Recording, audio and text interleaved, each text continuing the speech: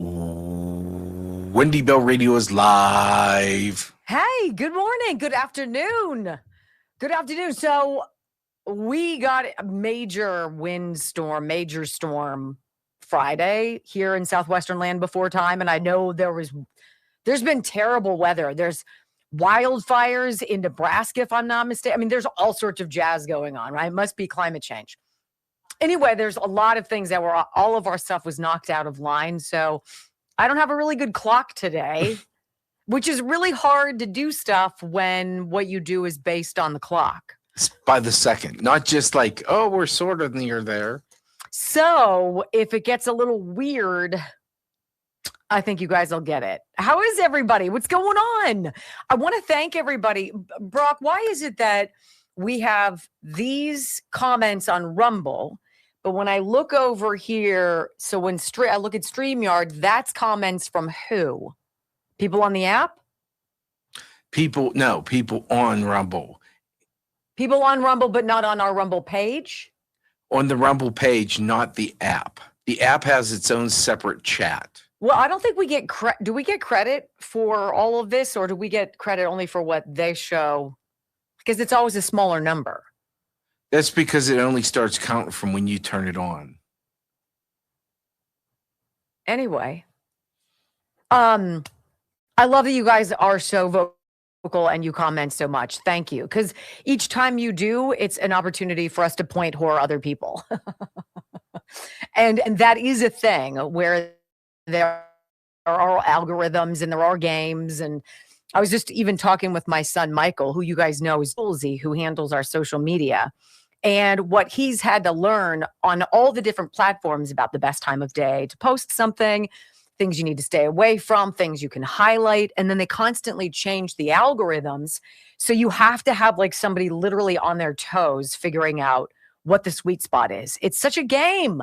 And it's like, how about you just fire us up and people who want to watch will watch and comment and we'll call it a day. Why does it have to be this like cloak and dagger skulking around trying to get people to pay attention to us at certain times? Like, I don't get it. I don't get it. Brock, help me out. It's so aggravating. Right? All right. What's the big story? Everything was off in my studio, including my board. There must have been some short circuits around. Like for all my lights to go off and change. Like my clock here on the board is wrong. We'll get through it. Oh my God. We'll get through it. You know what? We could be saving lives. And right now, I don't think that's part of the job description, which is good. We're here to entertain you. So, and hopefully to give you some information. Do you guys, all right, serious question. I'm not asking for you to stroke us. How many times do you hear days later stuff that we talk about, even briefly on this program? Because I think it's hilarious. When I come up into work and MSN is rolling on this Dell computer or whatever the hell it is, all their headlines are things that we talked about yesterday or the day before. And I'm like, that's fantastic. I love that. It's true. Good morning or good afternoon. Often, Viper, thank you. You're paying attention. It happens all the time. Got to stay ahead. That's right, LMC. LMCS 811. Where is everybody today? This is it. It's very bizarre. Very bizarre. How did, I don't know. When Dan Bongino only gets 600,000 views, yeah, you're kind of like, everything what? has been down. Yeah, Rumble's been glitchy. So if it is glitchy for you, there's nothing I can do about it. I don't know what's going on. Hey, Cozy Earth is back, you guys. I'm going to get into it later. CozyEarth.com/Wendy, 20% off.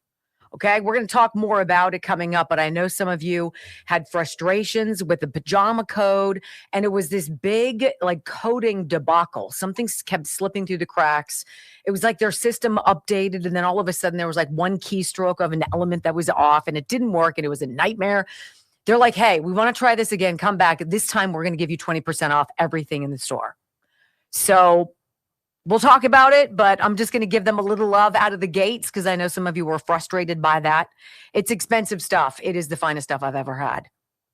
Sheets, PJs, comforters, all of it. Oh, shit. CozyEarth.com/Wendy. 20% off. Let's go. You guys, you'll love me. You will. You'll be like, what's her email? Here we go. 5, 4, 3, 2, 1. Welcome to your daily dose of facts to fight off the liberal gaslighting. You can be in the middle of a hurricane. You have sanctuary in the city of Chicago. Or you can be on a calm day. North is still north. You could be in a thunderstorm. I am angry. We are not going back. Not ever. North is still north. People can yell at you. The hell with the Supreme Court. We will defy them. North is still north. It doesn't change fundamental things. And in this business, right is still right, even if you stand by yourself. We don't get fooled again. No. Live across the fruited plain and from sea to shining sea, we're converting the Marxist left 1 hour at a time on the Wendy Bell radio program.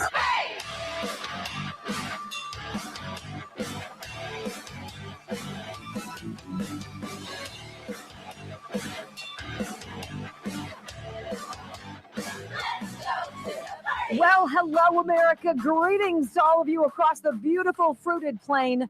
Welcome home to the Wendy Bell radio program. Delighted and honored, as always, to be a common sense conservative mom who sits here every day, 5 days a week, 3 hours at a clip, and talks to you about what I think matters, the stuff that they don't want us talking about, the stuff that we absolutely need to be talking about.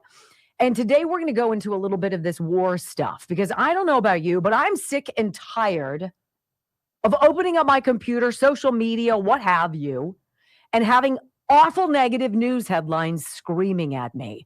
If ever there is a time for a country to come together and bury its political nonsense, it's when you're out fighting an international terrorist enemy that wants to make everybody miserable.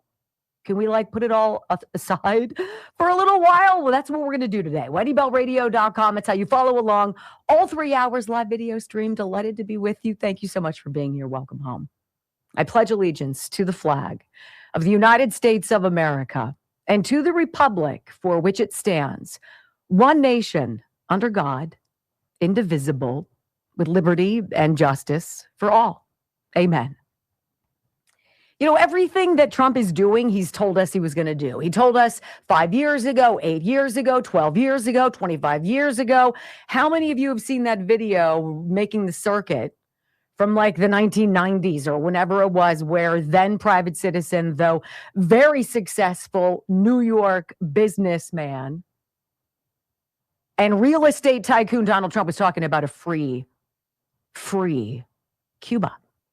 Right? And now all these wheels are coming in, and people here at home, I'm hearing some people say, don't forget about us. And I want to say to these people, stop. I think we need to take a step back and we need to give this guy some grace. This one individual literally is standing in the gap between everything that is wrong, everything that is evil, everything that makes no sense, and you and I. He stands there between us and them, okay? And he knows what's at stake. Do you think that Nicolas Maduro, who in dazzling fashion, without the loss of a single United States service member, was captured and brought to the United States and is in a prison cell of some nature, do you think that Nicolas Maduro is not talking his brains out? Do you think President Trump probably offered him a pretty sweetheart deal? Here's what I'm going to say, Nick. All right? You and I both know this drug trade. It runs through Washington, D.C. We know you're all about, you've infiltrated every aspect of our country. We need names. I want names. I want data. I want it written down, and you better get busy because I'm not going to be generous for too long. Do you think that the president of Cuba is not paying attention to that right now? Do you think Putin and Xi and all these others, Zelensky, aren't listening and paying attention? Peace through strength, ladies and gentlemen. Donald Trump has talked about this since 2018. It was September of 2018 where he started talking about peace through strength. How do you ensure peace?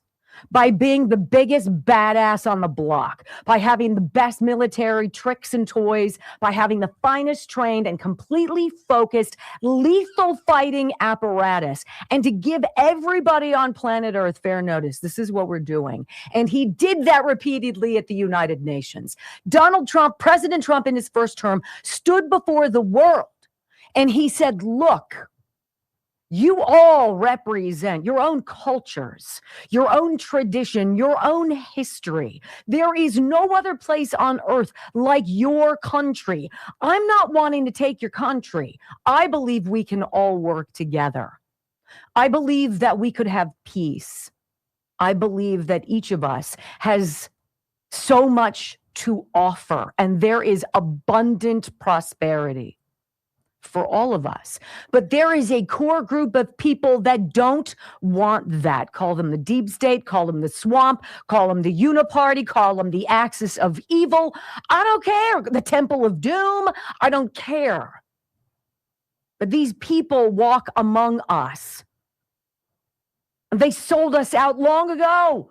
Many of them still put the little flag pin on their lapels to make you believe that they are crusading for what you are fighting for. I want peace. I want peace from illness. I want peace from terror. I want peace from uncertainty. Then that president in 2018 put peace through strength into his agenda. His agenda wasn't Project 2025. His agenda was Agenda 47, and it had 20 points. Eliminating terror, digging out the axis, the seeds of darkness. This is President Trump's legacy. What is yours? It's probably different. It might have something to do with your own business. Maybe it has something to do with work you do in your community. Or, I don't know, family history that you pass down to your children and grandchildren. Whatever your legacy is, Donald Trump told us years ago, his was to leave a better, safer, not just America, but world. And this doesn't happen overnight. You don't stop 47 years of terror in Iran and make things overnight hunky-dory. There's grace involved. If it took 47 years to become so destitute, so despondent, so dark, so unfree, why do we think it's going to take a New York second to fix it? Because it's not. Gas prices are going to go up. Okay. We've been there before. President Trump reached out to NATO. And he said to NATO, look, here's the deal, guys. Everybody here has to patrol the strait. Everybody here has to send some kind of heavy machinery to the Strait of Hormuz because we need those shipments of oil to continue. And the United States and Israel, though we opened up the door to the possibility of the Iranian people taking back their lives, it is now time for you to step up to the plate. We are tired of being your artillery. We're tired of coming in with all of the ingredients to help you rebuild.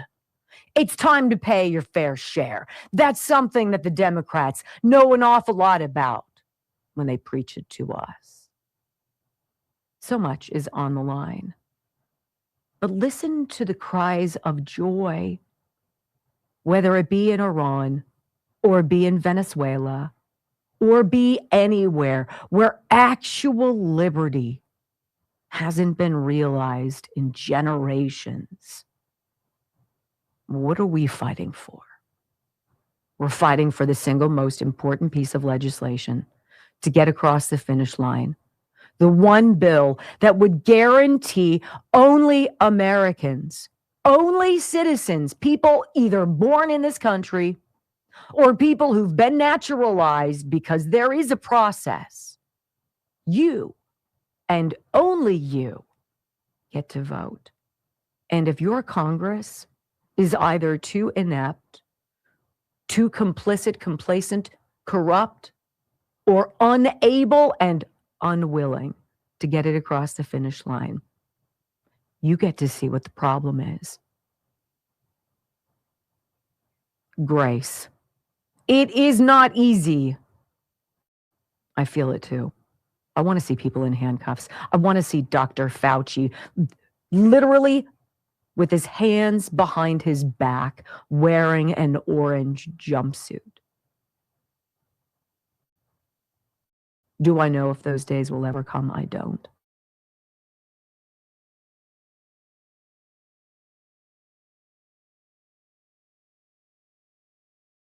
Straight? I don't know, but I guarantee you people are paying attention. Don't want to mess with a president who has illustrated to the entire world, and everyone is watching, the state-of-the-art, outrageous might of the American military. We don't want to use it. We want peace. But Donald Trump has showed the world there is strength. Peace through.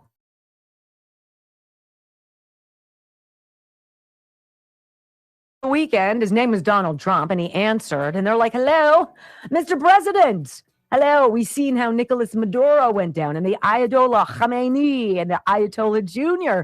Ain't looking so good. Maybe, I don't know, we could meet a little bit. Wanna? Oh boy. Changing the world, ladies and gentlemen. Give it grace. Next on the Wendy Bell Radio Network. All right, so I don't know if it's psycho or psychotic. I ran out of Healthy Cell, Focus, and Recall, and I'm kind of struggling.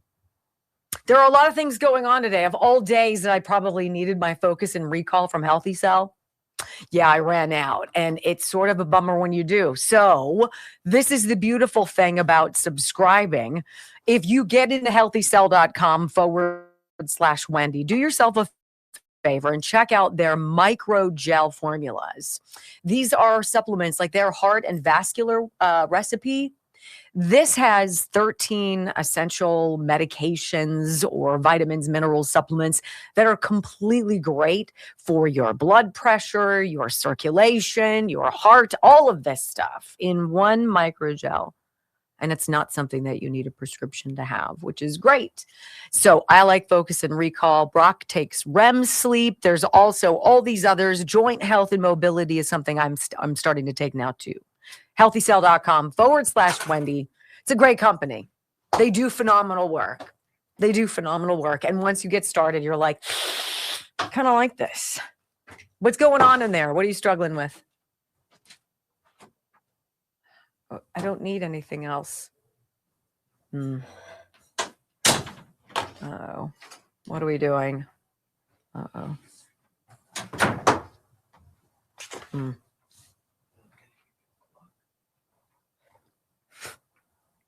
So here to my right is a clock, and it gives me this countdown, so I know how long I have in a segment. I can time out sound bites, et cetera, et cetera. And it says right now it's 7:33. So that's kind of a problem, right? We're gonna need to make some room. So What? Just tell me what you're doing and what. I'm gonna try to give you that clock. So It's you okay. can- I can see it. That's why I was asking you, what are you doing? I can see it. It's right there. I mean, it's not accurate. Right? I mean, it's still not accurate down to the whatever. So it is what it is. I appreciate that, It but takes away the seconds. That's why I was looking. no, I can see them. But even those aren't correct. Right, it's 10 seconds off. That's why I was trying to give you this, because it gave you the. Okay.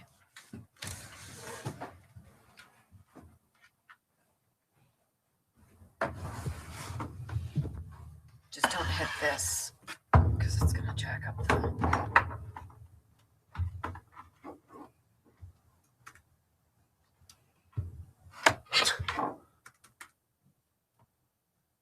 Did it just go dead? Oh no. Perfect, right? I'll come back in. Okay. We'll figure it out. Thank you. It's just Hi, how are you? it's almost comical. It's almost comical. I'm like, what am I talking about again? Not have focus and recall. Damn it.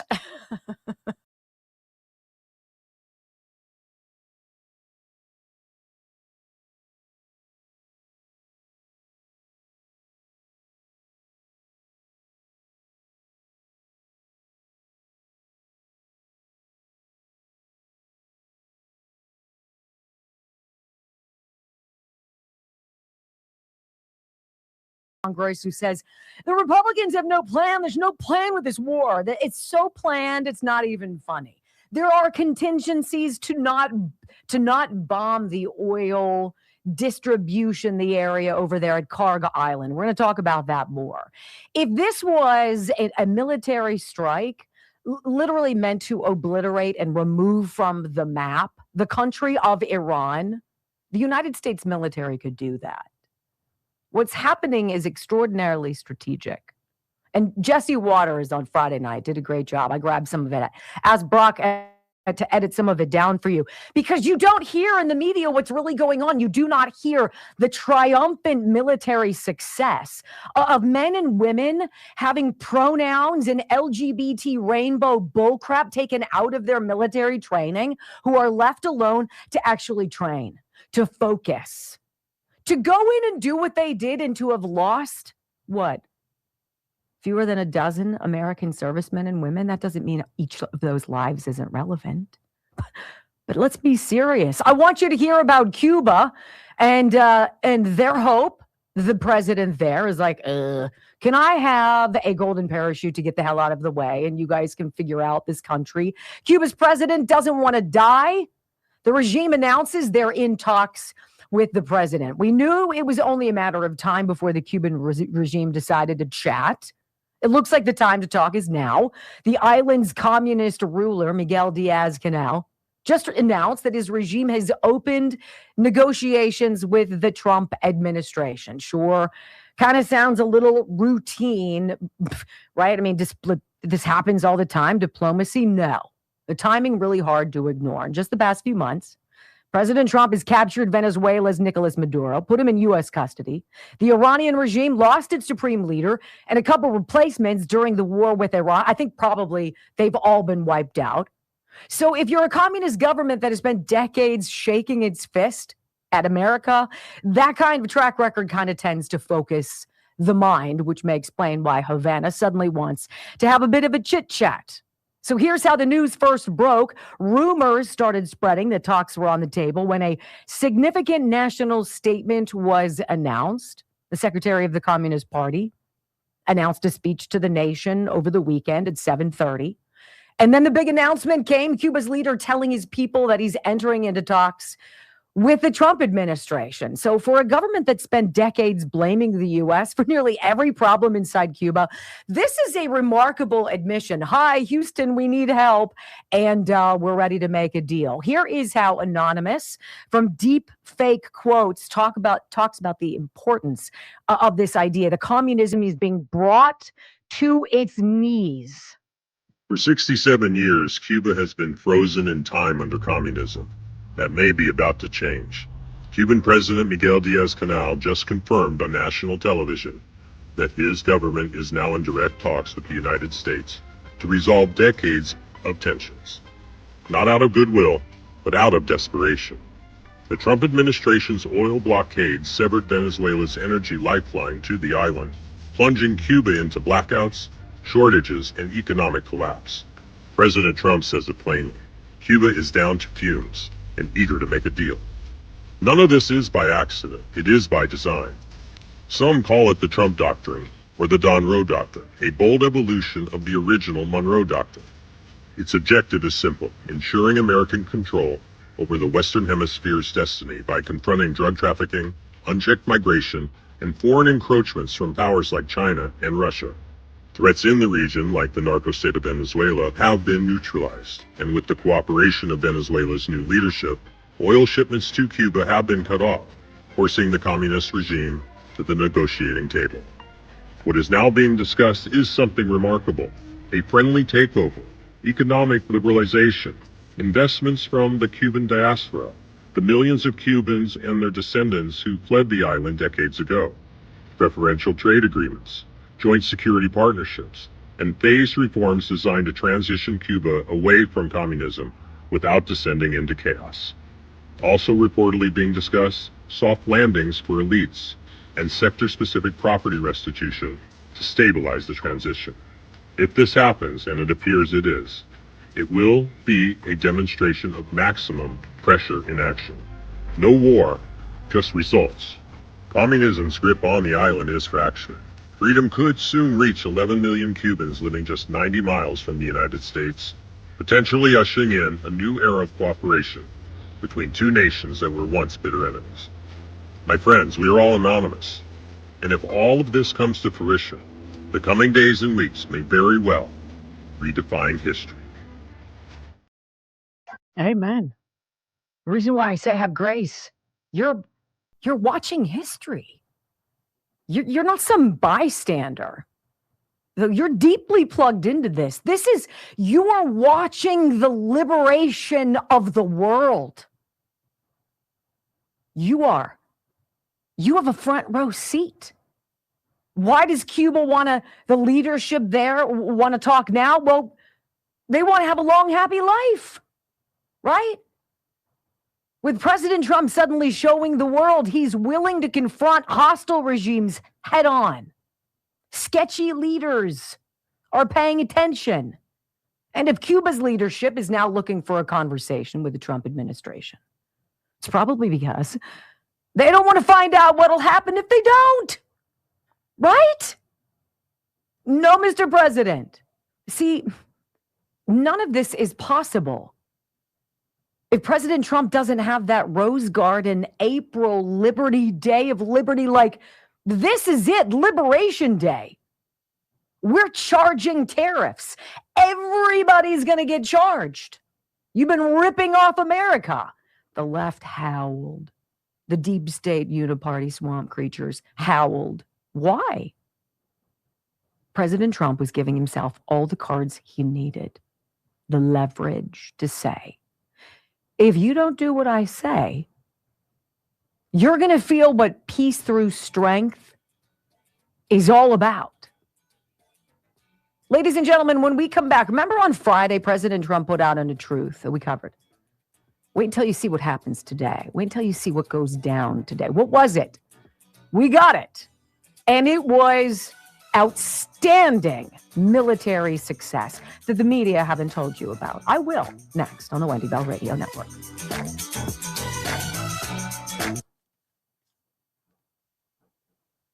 Let me tell you before we get too hot into this commercial break.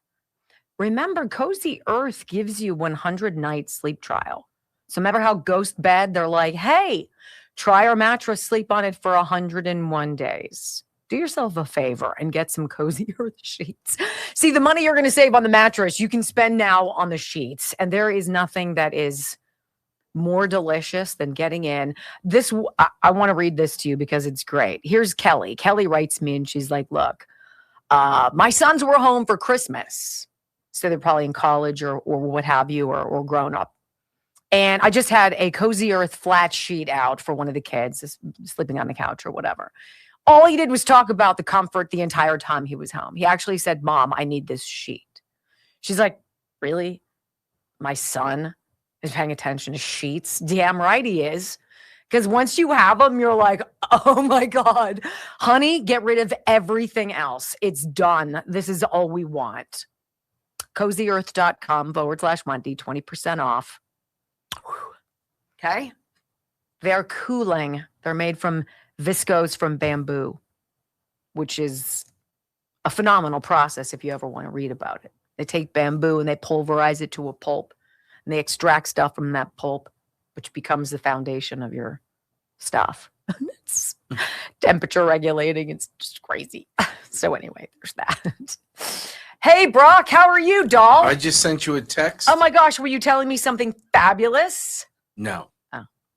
Susie Wow apparently has cancer and will be working virtually. And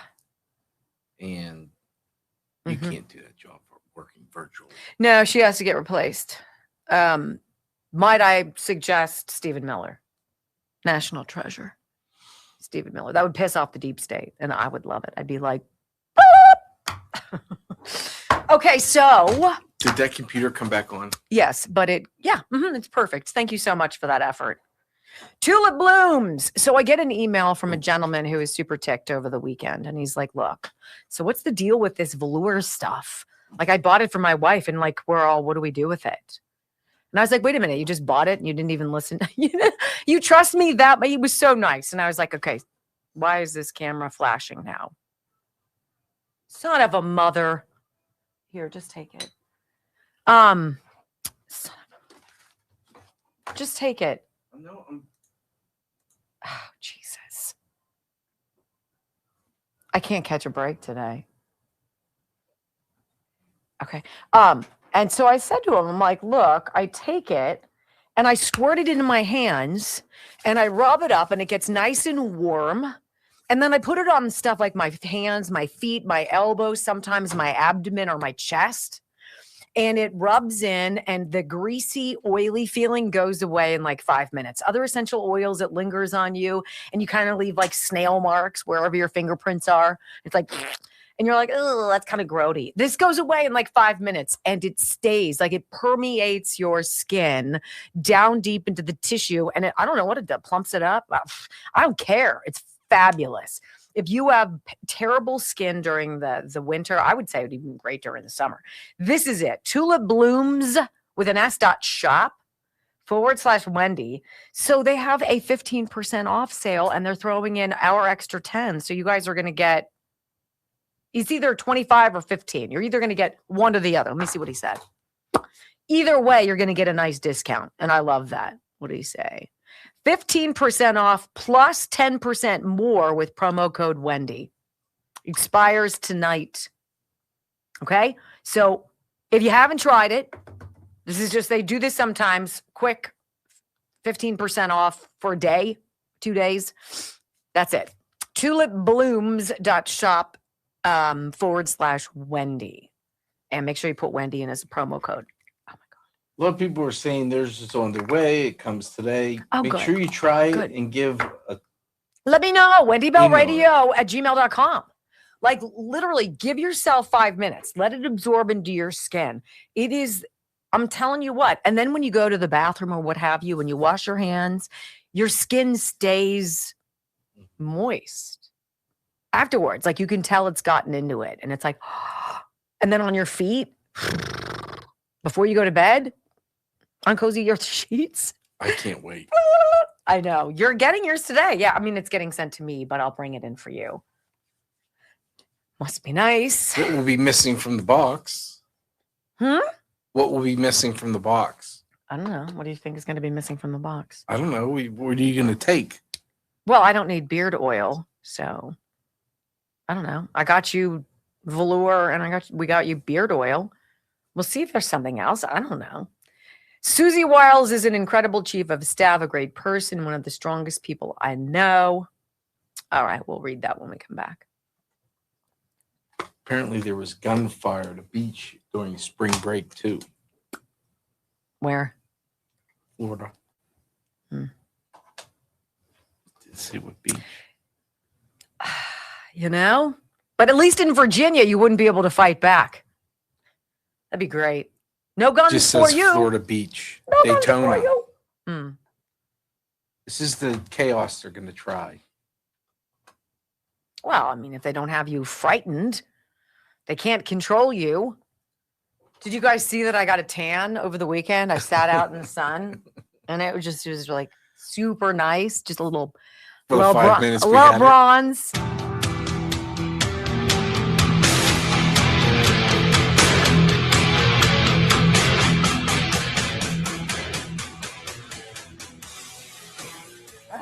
Got to get the drums in early on in the show. Welcome back to the Wendy Bell Radio program. Hey, if you are new and you're hearing us for the first time, WendyBellRadio.com is a great place to go. Wendy Bell. I was talking to my son, Michael, who handles the podcast, And he loves to be able to see how many of you go every day and download the podcast. It's thousands, and I thank you. We're almost at 7.5 million downloads. Wendy Bell Radio, wherever you get your favorite podcast. Thank you for that. Okay, so over the weekend, and I want to get you to this first. I want to hit this before we get on too long. President Trump just put out moments ago a truth about Susie Wiles. And he says this: Susie Wiles is an incredible chief of staff, a great person, and one of the strongest people I know. But unfortunately, she's been diagnosed with early stage breast cancer and has decided to take on this challenge immediately as opposed to waiting. She has a fantastic medical team and her prognosis is excellent. During the treatment period, she will be spending virtually full time at the White House, which makes me as president very happy. Her strength and her commitment to continue doing the job she loves and does so well while undergoing treatment tells you everything you need to know about her. And obviously, everybody's wishing her well. So I hate hearing that, but we get it. And now we can think about her. Okay, I want to talk about Jesse Waters on Friday night. He did such a great job. Maybe it was, I think that's when it was. He goes through what President Trump said Thursday night into Friday. He's like, wait until you see what happens today. And he was talking about Friday. And we were like, what do you mean, watch what happens today? And this is one of the best breakdowns that at the end of hearing these 3 different audio sound bites, you're going to feel the way you should feel about this country, about the direction, about the plan, about the strategy, about the strength, the peace through strength, and the awesome, awesome military might of the United States of America. Here's Jesse Waters, audio soundbite 1 on the Friday military offensive to obliterate Iran's military. The president said, watch what happens to these deranged scumbags today. And he wasn't kidding. Moments ago, Central Command executed one of the most powerful raids in the history of the Middle East, totally obliterating every military target in Iran's crown jewel, Karg Island. For reasons of decency, the president says he's chosen not to wipe out the oil infrastructure on the island, but says if Iran interferes with oil flows on the Strait of Hormuz, he'll immediately reconsider his decision. A lot of big hits today, a lot of big wins today, as you probably have heard militarily. And I think it's going very well and very good control. We'll see what's happening with the Straits. They continue to try and sabotage their own country in the Middle East, but it's been very, very strong militarily. Karg Island's Iran's main oil export terminal. 90% of its oil sales flow out of that island. It's basically the country's biggest cash register. And Trump just hit everything next to it. It is absolutely astonishing if you have an opportunity to see any video of Karg Island. Now, this is a place I'm sure you had not heard of it, nor had I. But for the president who doesn't have a plan, who has no exit strategy, who has no idea what he's doing, it seems pretty structured, pretty basic. And he tells everybody what he's going to do, essentially. Look, I don't want to take out your oil manufacturing, your oil reserves, any of it. Don't fiddle with me, because we will. President Trump has a plan, obviously, to rebuild Iran. Audio soundbite number 2, he says, look, the mullahs did what Trump warned them not to do. They messed with the Strait, and so they found out. Trump's next move is to completely obliterate Iran's oil production facilities. He obviously has not done that for a reason. Effing with the Strait made Trump more dug in, and we know when Trump draws the red line, he means it. This type of tactical precision strike at the heart of the Iranian economy sends a message. We can do this the easy way or the hard way. Ball's in the mullah's court. Trump reiterating a call to lay down your arms and surrender before it gets worse. Chairman of the Joint Chiefs promises to unleash the heaviest night of firepower of the war. Listen. Today will be our heaviest day of kinetic fires across the operating area. CENTCOM continues to attack ballistic missile and drone capabilities so that they are no longer a threat to U.S. forces, our bases, or our partners. We've attacked over 6,000 targets, and our strike packages continue to launch every hour. The Secretary of War says we're dialing it up, a 20% increase in strikes. And 99% of the strikes are when we're flying right over the target. And the intel picture is crystal clear. Our intelligence just gets better and better. That feedback loop feeds itself. And as we refine those targets, it exponentially increases what we can hit and why, to include strategic things the world's talking about and looking at. And it's our job to have a plan for it, which we do, to address it, and ensure that the president has options. Does that sound like a Secretary of War who has no plan? Does it sound like a military that's just willy-nilly? Does that sound like a general of the Joint Chiefs, right? The guy who's in charge? Does it sound like he doesn't know what's going on? No. They have this mapped out. They had this practiced so that these people could do it in their sleep. So later in the program, and I'm going to bounce forward, Jesse Waters brings on this gentleman who's a retired U.S. Army Staff Sergeant. He's the first living Iraq War veteran to receive the Medal of Honor. And after you hear what David Balavia tells Jesse Waters, I'm going to tell you a little bit about this gentleman and why he is so enthusiastic about hitting Karg Island and why it's such a kick in the huevos to the Iranians. Karg Island is 16 miles northwest of the Strait of Hormuz, 16 miles off of the coast of Iran. It's about 8 square miles, and we're pounding the hell out of it. They call it the Orphan Pearl. Civilians are not allowed to even go on Karg Island. So naturally, they thought that the Americans are never going to hit it. So what are the chances that they're hiding stuff on that island? Because 90% of their oil comes from there, as you stated earlier.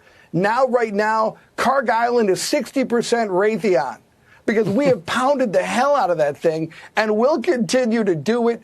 This is an incredible. We used an ATACMS, Jesse, to knock out a submarine.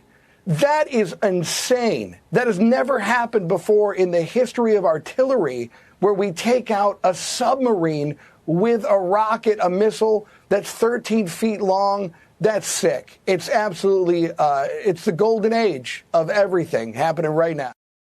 Now, you don't hear that kind of enthusiasm from your regular rank and file American who never served in the military, because we don't know.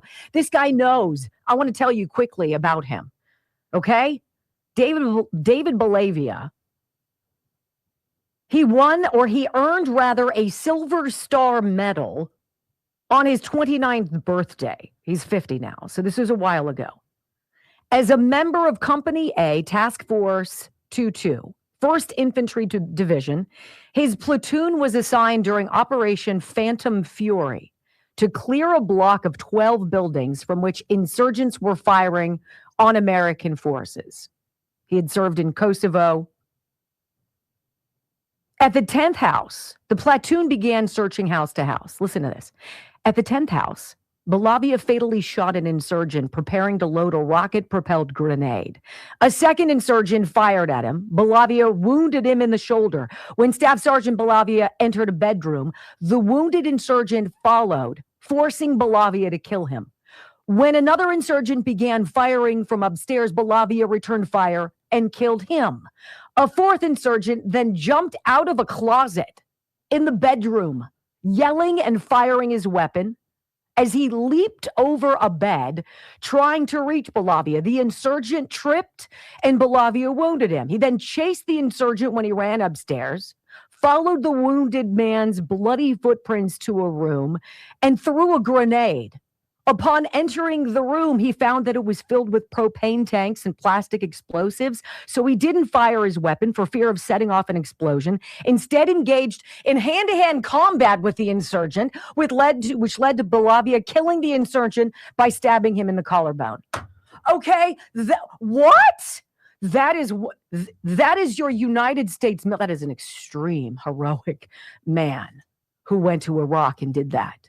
That's crazy. This is the man you just heard from say, you don't understand. You don't fire a 13-foot missile fired from a vehicle. It's one of those things that loaded on an arm, up in the air, can go up, like 20 miles and then come down and hit. It took out a submarine. What? This is what you don't hear from the media. They mock Pete Hegseth. as being woefully in over his head. And they paint a picture of Donald Trump as being ill-equipped and without a plan. Are you kidding me? In audio soundbite number 3, I just wanted to give you a little color on that guy.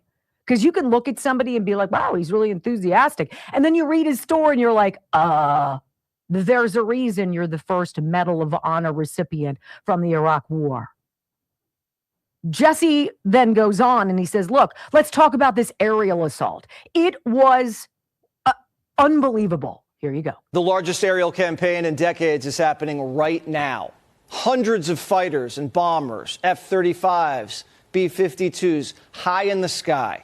And more doomsday bombers are surging into theater, capable of carrying 70,000 pounds of munitions each. The mission, eliminate the Iranian military and its ability to rebuild.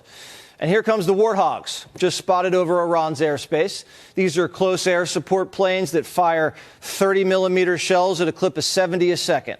Absolute destruction, targeting radar, mobile launchers, and boats. Above all these planes, the U-2 Dragon Lady, flying beyond the reach of any Iranian weapon, just gathering intel, our eye in the sky. And for the first time in history, we launched the mother of all precision strike missiles on the mullahs. In just the first 13 days of this operation, our artillery forces have made history. They fired the first precision strike missiles ever used in combat, reaching deep into enemy territory. They've used Army ATACMS to sink multiple ships, including a submarine, and they've done all of this with the precision and determination that comes from relentless training and trust in each other and in their weapon systems. The target, Iran's military-industrial complex. Soon and very soon, all of Iran's defense companies will be destroyed. For example, as of 2 days ago, Iran's entire ballistic missile production capacity, every company that builds every component of those missiles, has been functionally defeated, destroyed. Buildings, complexes, and factory lines all across Iran destroyed. We're decimating their defense industry. This would be like if someone wiped out Raytheon, Boeing, Lockheed Martin, their headquarters, all their production plants. We're still in phase 2 of Operation Epic Fury. The defense industrial base is going to get pounded, and so the regime can never rearm. It's historic. It is outstanding, right? And nobody in the media or on the left could ever give the military men and women in this country a win, because doing so would be a win for President Trump. And we can't have that. When we come back on the Wendy Bell radio program about Iran's new leader, the president has something to say about the Ayatollah Jr. Is he even alive? Next on the Wendy Bell Radio Network.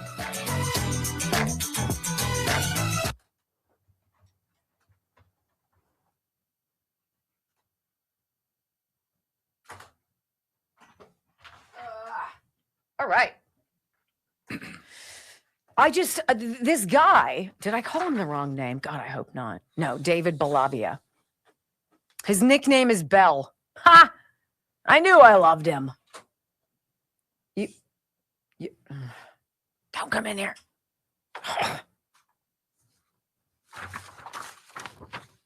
Oh, good. Okay. I thought he was going to come Fooster with his computer. He's trying so hard to help me out. All right, guys, it's great to be here. I'm so grateful for you guys. You have no idea. I want to tell you about CB Distillery. They are back. They have a VIP sale going on right now at CB Distillery. If you use the promo code, it is not Wendy, it is a Rumble. So, oh, wow. Up to 50% on everything when you use the promo code Rumble. Holy cow. This is the perfect time to stock up at cbdistillery.com, whether you need products that would help you, I don't know, with pain after you exercise, soothing your aching muscles. They got a formula for that. How about problems sleeping or with anxiety? And so they have formulas for that. cbdistillery.com, promo code Rumble, up to 50% off everything. 2 million satisfied customers. They're going to get it to you ASAP. cbdistillery.com, promo code Rumble. 50% off. Okay. So We're going to try to fix that clock at the top of the hour. Oh, we are. Yeah. Apparently, Jason was telling me this is how bad it was. There were so many hits that it killed the generator. So it shut their generator up. We have backup generators, and it glitched them too. He's like, I'm finding stuff that isn't working. So. Oh, I was pronouncing his name wrong, Kelly said. It's Bellavia. Bellavia. Okay, thanks, Kel. Thank you for that. So hopefully we're going to be able to fix that top. Right on. We'll see. Hey. Bellavia. I see all these things that are going around, and it's like they can't give even one person kudos, props to anybody. And then they glom on to the death of service members from the KC-135, and they use that as some kind of a smear tactic. What do you think happens? Shit happens in war, right? And they weren't shot down. It was a problem. They're going to investigate it. It's so disingenuous. And it's so hypocritical, and it's so un-American, and it's so antithetical to supporting the men and women who put their lives on the line every day for us. It just pisses me off. It's like fiddling with TSA.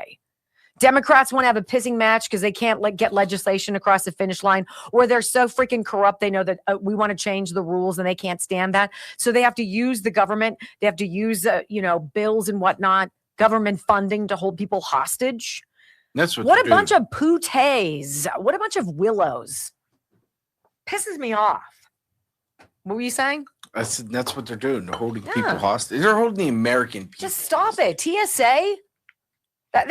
What?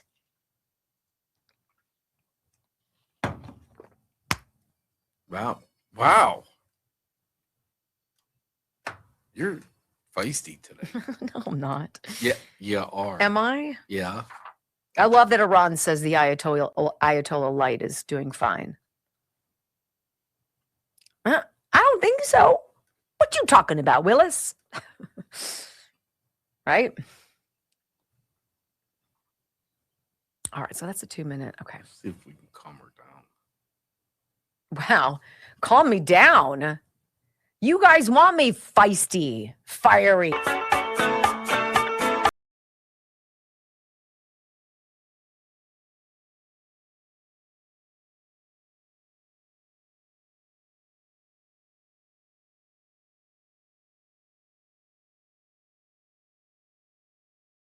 President on his Truth Social account over the weekend, Karg Island obliterated. And let's talk about the president who doesn't know what he's doing, who has no exit strategy. This is going to be a forever war.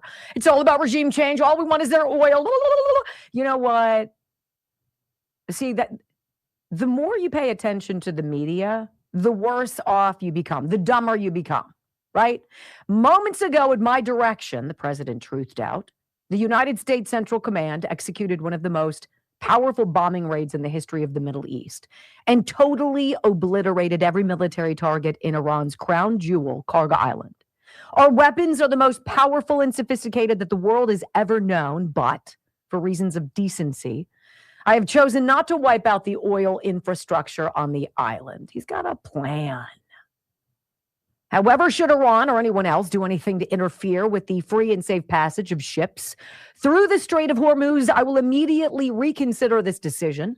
During my first term and currently, I rebuilt the military into the most lethal, powerful, and effective force by far anywhere in the world. Iran has no ability to defend anything that we want to attack. There is nothing they can do about it. Iran will never have a nuclear weapon, nor will it have the ability to threaten the United States of America, the Middle East, or for that matter, the world. Iran's military and all others involved with this terrorist regime should be wise or would be wise to lay down their arms and save what is left of their country, which is not much. Thank you for your attention to this matter. Peace through strength. And he apparently had someone in Iran saying, let's make a deal, right? And he's like, nah, their deal isn't good. No, we're not going to make a deal at all. This is Jesse Waters wrapping up this segment talking about Iran's new leader, the Ayatollah Jr., who we all wonder how well he's really doing because nobody has seen him. The Iranian leader, Nepo Khamenei, has no response. He's hiding in a cave, nursing his wounds. Desperate and hiding, they've gone underground, cowering. That's what rats do. We know the new so-called not-so-supreme leader is wounded and likely disfigured. Reports say Ayatollah Jr. is comatose. Sources say one or two of his legs may have been cut off and his liver or stomach ruptured. The Ayatollah, who has the personality of a boiled potato, might be a vegetable. Another report says he's unaware of the war and has no idea he's the supreme leader. The Ayatollah's son might not be even able to cry uncle. Trump told the G7 this: "I got rid of a cancer that was threatening us all. Nobody knows who is the leader, so there is no one that can announce surrender." The Iranians are running out of options. The only card they have left to play is hassle the Strait. Iran has no air defenses. Iran has no air force. Iran has no navy. Their missiles, their missile launchers and drones being destroyed or shot out of the sky. Their missile volume is down 90%. Their one-way attack drones yesterday, down 95%. And as the world is seeing, they are exercising sheer desperation in the Straits of Hormuz. Something we're dealing with. We have been dealing with it and don't need to worry about it. And this just in, the United States moving 10,000 Ukrainian drone interceptors into the region, which should bring the alliance's drone knockdown rate to almost 100%. On the ground, the Iranian population is starting to make some moves. According to the IDF, ordinary citizens are now supplying Israel with intel about drone strike targets. The Israelis have been relying on this all week as they've been hitting checkpoints in the capital. Several members of the Iranian security forces have been killed. Desertion's already a factor, and it's bound to get worse. After the regime's bank got bombed this Friday, there was no payday. But other than that, the U.S. has no plan, no strategy, no exit, no hope. It's already lost. Why don't we just send them all home? That's the story you get on the left. Iranian foreign minister says there's, quote, no problem with the new supreme leader. Right. The Khamenei-lite who was selected to succeed his father after the former Ayatollah was killed on the first day of the war, along with his mother and his wife and his brother and his sister, has not made any public or live appearances since the start of the conflict. Khamenei delivered his first address to the nation on Thursday as a written statement, which was read by an Iranian state media newscaster, right? It's like watching CNN. Oh, it probably was CNN since they're over there covering it. Invited by the regime. Come on over. We'll make it nice and comfy for you. Do you hear they were celebrating? Partying it up, CNN was, with the Iranians? Curious. All right, when we come back, ladies and gentlemen, we're going to change gears a little bit. What's so hard for the left about cheering for America? A message from the Secretary of War. Next on the Wendy Bell Radio Network.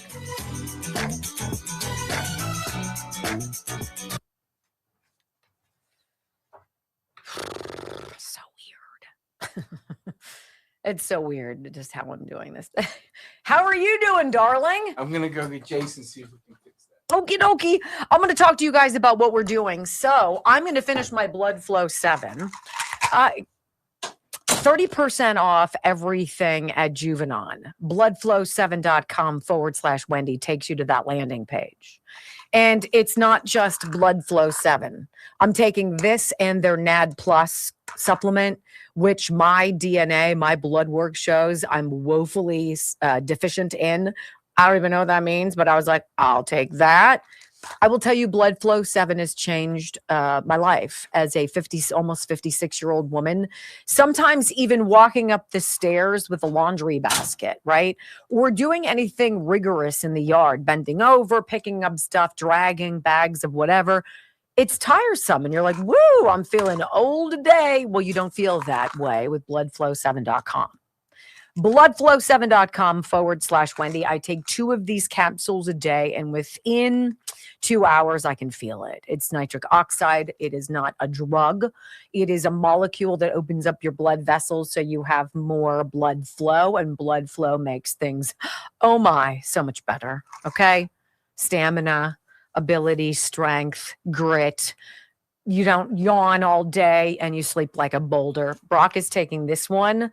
Blood Flow 7. He likes the triple XL. He remembers maybe when he might have worn a triple XL, but not anymore. Not anymore. My man's down to an XL. Bloodflow7.com/Wendy. You know, this is what I drink and what I take, along with my MCT Wellness from Dr. Gundry. We'll talk about that. You ready? Come on in.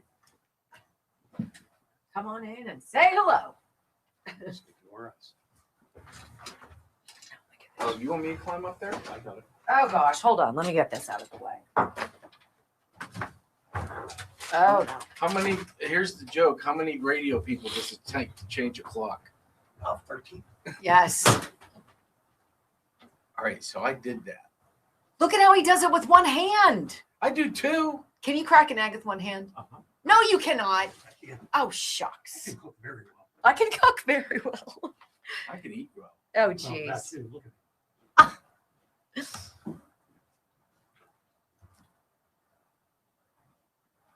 Where else do you get this but here?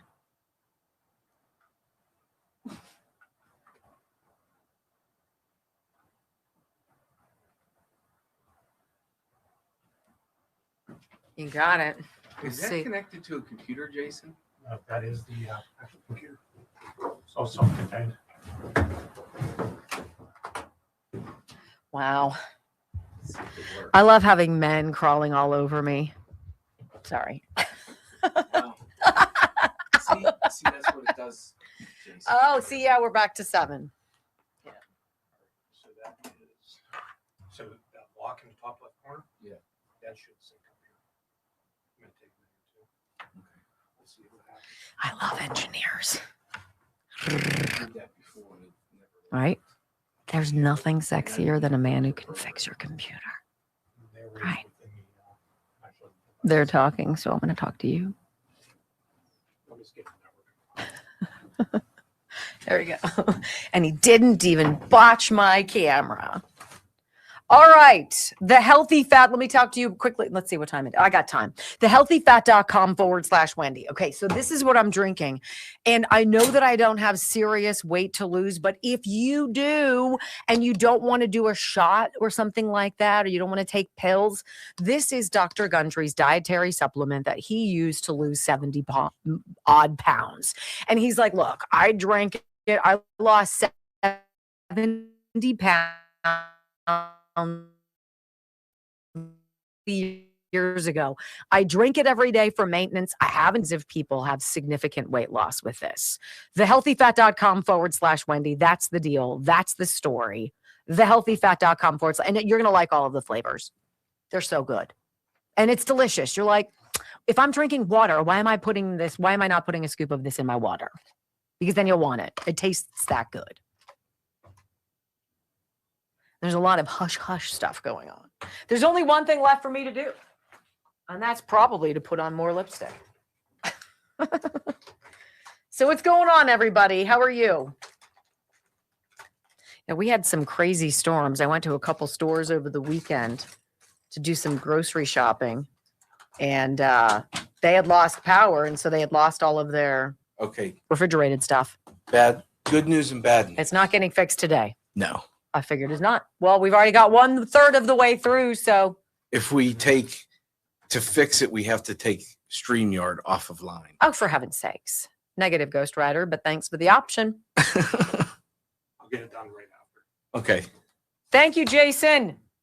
So that is Jason. That's our Jason. New and improved Jason. He's lovely too. So nice. He helps because he wants to help. That's nice. We've tried to pay him and he's like, I don't want your money. Yeah. I enjoy your success. You're fun. He's the one that hung the flag. Remember him coming before we even started? He came to my house. Well, WJS, right? We had to get it taken down. They were going to mail it. Yeah. Who mails that? So anyway, you guys get all the inside baseball stuff because you are that important. So I was kind of right. It's under your desk. I just don't know which one it is. The computer that's connected to. I could see that. I have a date with the Irelands tomorrow. Actually, I have one date with one Ireland today and one tomorrow. I was supposed to have a double dose of Ireland. Well, how you doing? But it was lousy weather, and I'm like, I don't think Dan needs to be, or I don't think Gary needs to be walking on my roof or checking stuff when it's not at his age. Raining. Wow. I'm so going to tell him you said that. He could kick your ass with one hand. Could. Gosh. Yes. Diane would stop. Diane could kick your ass with one hand. She's the one I would worry about, not Gary. You know, mamas. Wow. What?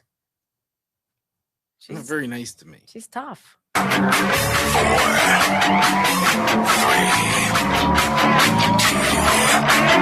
1. Wendy Bell. Inspiring solutions to save America, one show at a time. Are you ready to get on board?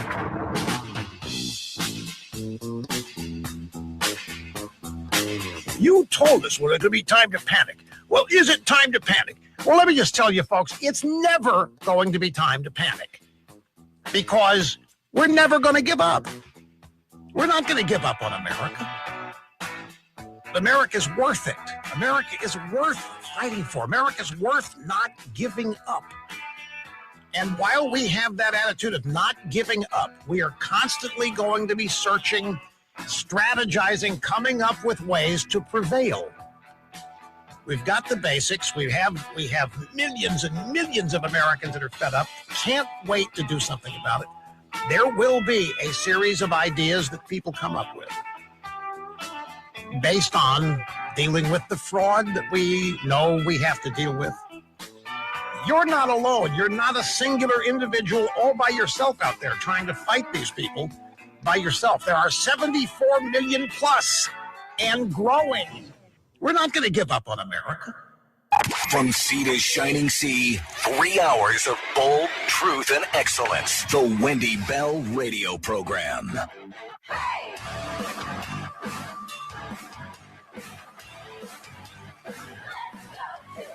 Welcome back. Hour number 2 of the Wendy Bell Radio Program is live and on the clock. You know, before I skip ahead to talking about Pete Hegseth, and, you know, he's got such an intriguing position. Look, if you look at any of the stuff that's been going on in this country in the last several years, it's some of the most ridiculous, unbelievable stuff in the world.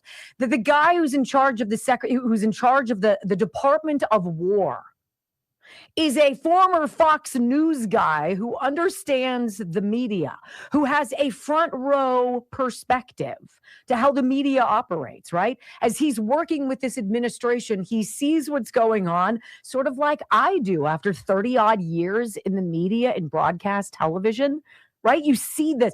Could you pick a better person to put in that position who can call out the fake news? It's all about propaganda. The propaganda isn't just going on in China. It's not just going on in Cuba or Iran. It's all you get on the legacy news. It's all there is. There's no fair reporting of what's going on. There's no, can you believe, or wow, this is really extraordinary, or any kind of expert who comes in who's like, what you're witnessing right now, friends, is world history. You're watching communism fall across the world, and you have a Democrat Party that's defending it. You cannot make it up. This president is forcing Democrats and the deep state rats to show their cards. Their cards are everything that's bad for us. It's communism. It's transgender nonsense. It's medical lunacy. It's tyranny. It's waving the magic wand of emergency edicts. It's being drunk on power. It's all of this stuff. It's crazy. And this is what they support. I want you to hear Pete Hegseth. Well, before we talk to him, there's an Iranian foreign minister whose name I don't care about. I would botch anyway, who insisted over the weekend that despite this scuttlebutt, that the new supreme leader, the Ayatollah's son, that even though we've heard that he's maybe even dead, badly disfigured at the least, this guy, the foreign minister of Iran's like, no, there's no problem with the country's new supreme leader.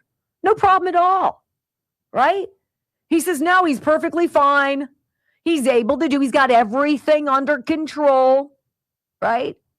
This is what they're telling MSNOW. MS Now. They will see soon, I guess, that there is no problem with the new supreme leader. He sent his message yesterday and he will perform his duties. He's performing his duties according to the Constitution and he will continue to do that. How is this Ayatollah any different than Joe Biden? Right? Absentee, propped up, could be dead. I mean, we saw Joe Biden allegedly, right? Didn't do anything. He wasn't president. He wasn't making decisions. It wasn't his administration. And so what do you have? You have these apparati that run around and create cover. It's also in your face. So Pete Hegseth lost his mind. He dumps on the media for not covering the heroic actions of the military, all to spite President Trump. And he calls him out in the Pentagon press briefing room to their faces. This is on you people. And he should know because he was one of them. And think about the morale of the troops. You know, there's a reason that steak and lobster dinner is a tradition. Because when you're going to be deployed, having something that's delicious, that makes you feel for a moment like you're king for the day, it matters. And the media couldn't even present that in a fair way. Pete Hegseth continues. He's like, let's talk about all of the stories that you could be telling, because there are a million of them that you have chosen to just close your eyes and ears. Because of your hatred, your deranged hatred for Donald Trump, you're willing to spin lies about the bravest people on planet Earth. You know what? I picked that audio over the weekend. I shared it with Brock this morning, and he said, you realize that wasn't from this most recent Iran strike. That's old. That's from last year. I said, really? That was from the original strike when they took out all of the nuclear stuff? At least they thought they did. And Brock said, yep. And I said, I don't care. I want it anyway. That hasn't changed. The media aren't covering the stories of heroism. They aren't covering the ridiculous display that our Secretary of War and the Department of War have put on for the rest of the world. Peace through strength. You're watching the strength. Everybody's been put on notice. You better be for peace. Joey Jones over at Fox News says, why does the media never cheer for the U.S. military to win? This is special. So any of these Democrats that didn't have any criticism of Joe Biden surrendering Afghanistan, even after the Abbey Gate bombing, which all intel tells us was an absolute cluster of an operation to leave them as sitting ducks and then retaliate by killing 10 random people that you thought might have had something to do with it and thinking we forgot about that. Anyone who didn't have anything to say about that other than to call it the most successful airlift in history while we're watching people fall from the wheels of American planes, and now they have all this to say about this operation in Iran, and they want to use these 13 heroes that have died so far as justification for their political and partisan points. How about this? How about cheer for our military to win?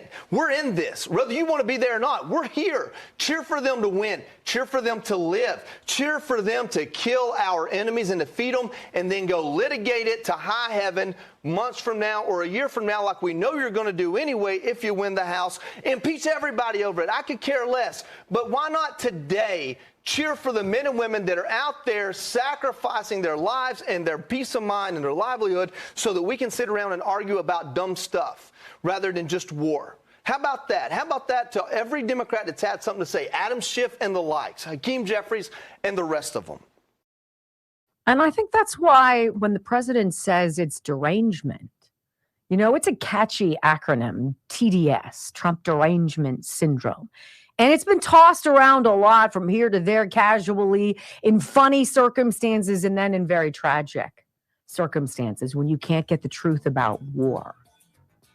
But there is something definitely diagnosable about this issue, this need to resist and stop Trump as though it is your patriotic duty on the left.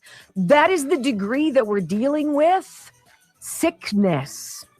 When we come back, President Trump invokes the Defense Production Act. I wonder how people in California will feel about the oil that will soon be getting drilled. I feel great about it. Let's go. Next on the Wendy Bell Radio Network.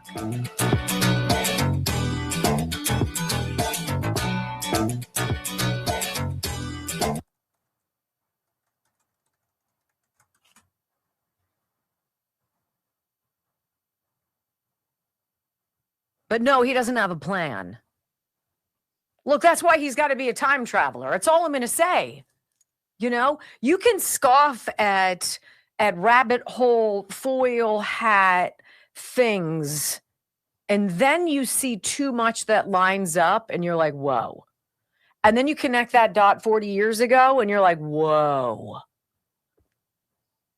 It's almost like this guy is either the smartest, clairvoyant individual ever, or he's gotten inside the DeLorean when the clock struck midnight and the lightning came down, right? He's been in the car with Doc.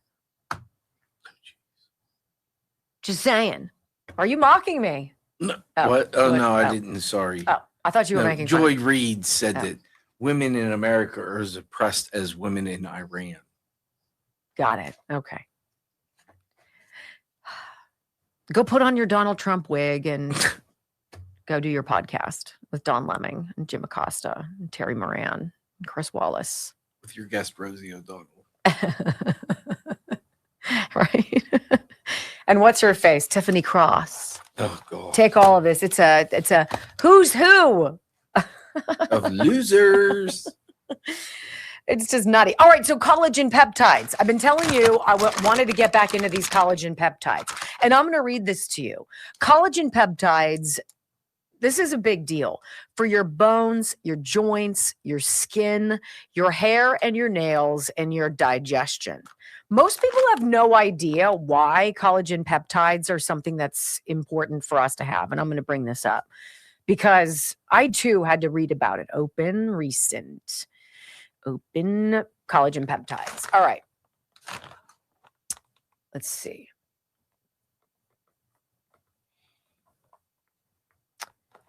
So when you get older, after the age of 30, your body starts to not make as much collagen. By the age of 50, it's making like 50% of what it used to make. This is why you would get that crepey looking skin that's kind of loose and translucent. And you're like, I don't want that. That's how your fingernails get super thin and your hair is like, it's not that shiny. This is how things can happen gut-wise, cartilage issues. All of this is benefited by collagen. There are several types of collagen in the body, but there are two main types, type 1 and type 3 collagen. That are the collagen peptides that you find in this product. They make up over 90% of the collagen found in your body. So it's crucial to maintain their level so you can feel good on the inside and look good on the outside. I'm taking 2 of these, 20 milligrams a day. I'm mixing it with my drink every day, the Healthy Fat from Dr. Gundry. And you can get this at a nice discount. GetNativePath.com/Wendy. I think it's 20%. GetNativePath.com. If you do some research on collagen peptides, you'll be like, sounds like that's something I need to do supplement-wise. They're flavorless. They are odorless, so you can dissolve them like that in coffee and water and tea. Brock just mixes them in. GetNativePath.com/Wendy. By the way, it's a risk-free 365-day trial. So if you don't like it, I'll give you your money back.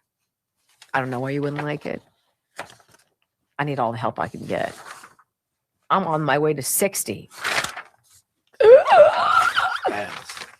Huh? That sounds old, doesn't it?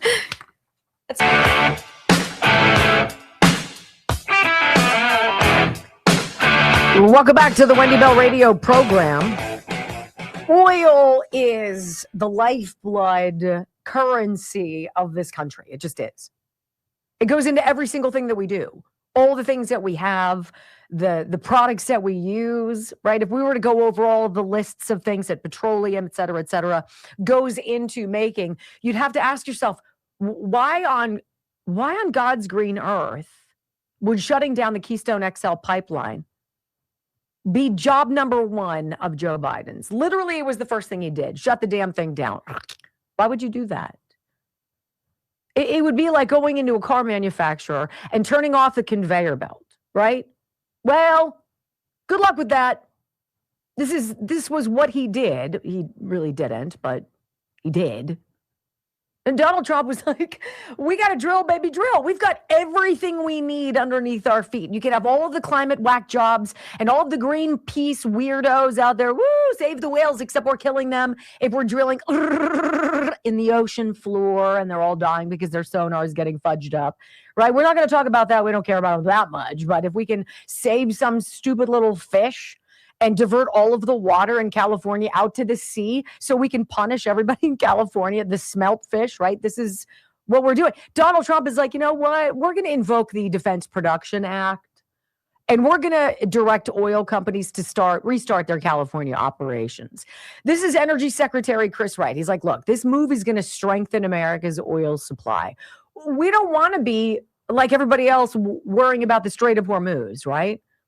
We don't want to be a part of the 20% of the world's oil that goes through that little path that's 20 miles wide, right? We've got it right here. Why wouldn't we do it right here? Everybody who was like, you know what? Donald Trump wants Venezuela's oil. He wants all of it for himself. No, it's like you guys don't have the ability to refine it yourself because you were part of a communist regime. Right? You were part of a dictatorship that didn't give a rat's rear end about you, the people, and didn't upgrade anything, didn't do anything. And so now the oil that you get there that's not usable here in the United States has to go through this process, right? We've got to go through this process. We have to refine it. It takes time. We like light, sweet. They've got thick, bitter, okay? If you think about it, those two things aren't congruous. We'll help you do that, said the president, and we'll help you build state-of-the-art equipment in Venezuela when your ruler agrees to work with us, and we can be ensured that you're not going back to the good old days the way it was under Maduro. We'll help you as business partners. We will give you back your oil that you can then, if you use it to benefit the people in your country who you have starved, who you've imprisoned, who you've terrorized, who don't have access to pharmaceuticals. You're living third world. Why? President Trump says, you know what? We're going to invoke the Defense Production Act to order an oil company to restart shuttered offshore operations in California, saying the move is necessary to address the oil supply disruption risks and to reduce reliance on foreign crude. The guy who has no plan, the guy who wanted to refill the Strategic Petroleum Reserve during his first term, when it was $20 a barrel. And Trump went to Congress because that's what was needed. And Congress, Chuck Schumer, said, no, you can't. Ladies and gentlemen, these people on the left are not for you. They don't care about you. And they won't win another election because enough of you realize it. Think about the black voters, keenly aware of the fact of what's going on, which is why they need to cheat. Which is why they can't pass the Save America Act, which is why they need as many illegal aliens to be here, to stay here as possible, which is why you saw protests in Minneapolis that went haywire. Hey, a couple people that get killed in the crossfire. Well, I guess that's part of the collateral damage to get it across the finish line. They've worked so hard using your money, taking away your benefits, abusing your welfare that you pay for, though you and I don't get it, right? They've gone so far to take everything away from you so that they win forever. That's what's on the line. President Trump knows all of this. He knows it as much as he knows we got to start offshore drilling. If you can crank out hundreds of thousands of gallons or barrels or what have you, whatever it is, in addition to what already exists in the pipeline, well, this president realizes that gas prices can't go up like that. 50,000 barrels of oil a day. Roughly a 15% increase in California's in-state oil production. Do you think maybe Californians would like to have access to cheaper gas rather than always being the most expensive in the continental United States? They always get shafted. One of the bluest of blue states, we're told. Is it? When we come back on the Wendy Bell radio program, President Trump feeling the squeeze. MAGA does not like John Cornyn. Is he paying attention? Find out next.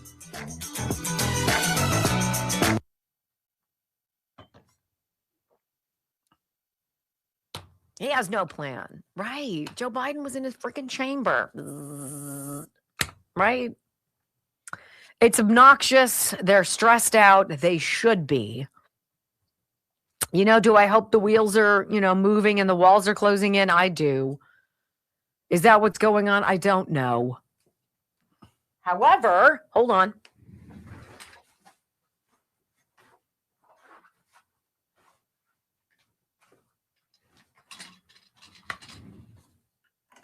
It's never a bad day to have gold. Look at that. Look at that beautiful gold coin. I'm going to try to get really close. Isn't that beautiful? So spectacular. And then when you flip it over, what's that? Beautiful eagle. So this is how gold comes to you from Texas Bullion Exchange, wendylovesgold.com. Everything is packaged in such a professional way for your collection. A lot of people don't want to have physical gold and silver on them, right? You're like, maybe I can just have it in some of my retirement money. Yeah, you can. Absolutely. How do you get gold and silver into your savings, into your portfolio, into your plans for tomorrow? You call 855-927-5557, wendylovesgold.com. And you start the process. That is our phone number for them. So when they answer the phone, they know exactly who you are and they're excited to talk to you. I have purchased multiple times. I've shared a lot of my individual purchases with you, and it's very cool to have precious metals in your life, and it's smart to diversify. So wendylovesgold.com, talk to them. They are our number one sponsor. And if you're sitting on cash and it's not doing anything for you, remember, if you buy gold, say you're sitting on $50,000 of cash and it's sitting in some bank account that's making no interest. If you called Wendy Loves Gold and they got you gold and silver with that, they give you a promise. There's a principal protection program where they say you will never sell back your gold or silver to us for less than what you bought. You will never lose money on this transaction. That's how confident they are in the value of gold and silver. 855-927-5557, wendylovesgold.com. I'm going to go to the bathroom too. Do I have time? Yes? You have 3 minutes.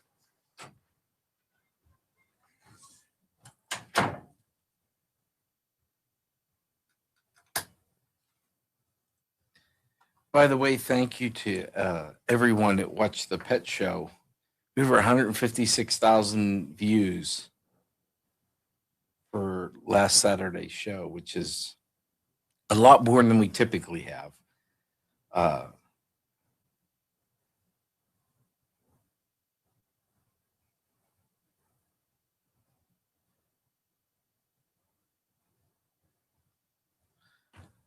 So appreciate that. And got over 100 followers from it. So if you're new to Monday through Friday, welcome.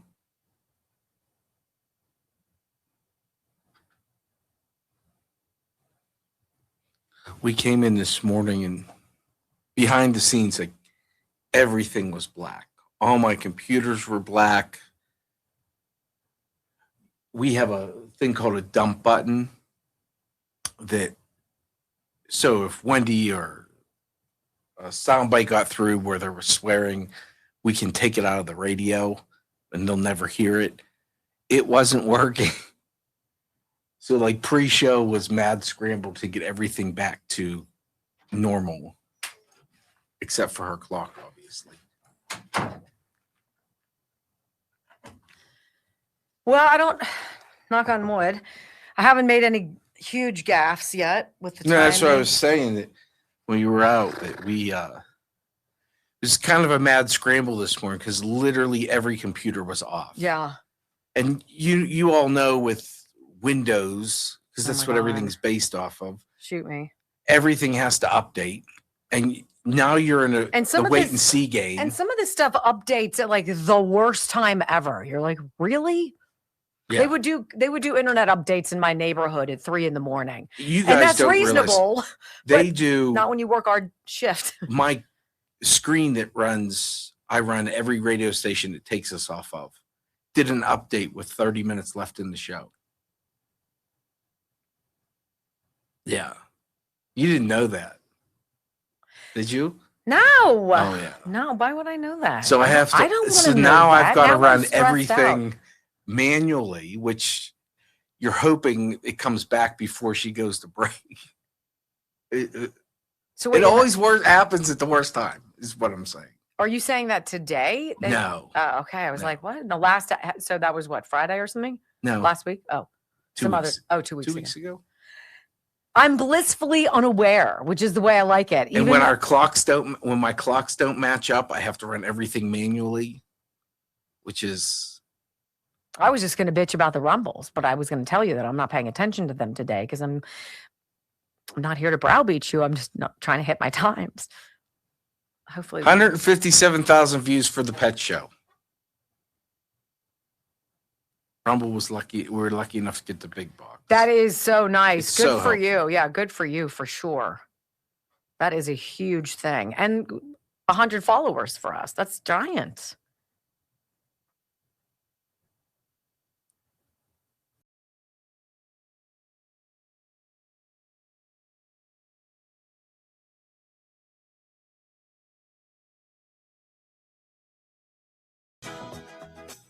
I was on the John Fredericks radio program this morning, and we were talking a little bit about the frustration that America has with the speed with which things are happening here at home. And I understand what people are saying. I get the frustration.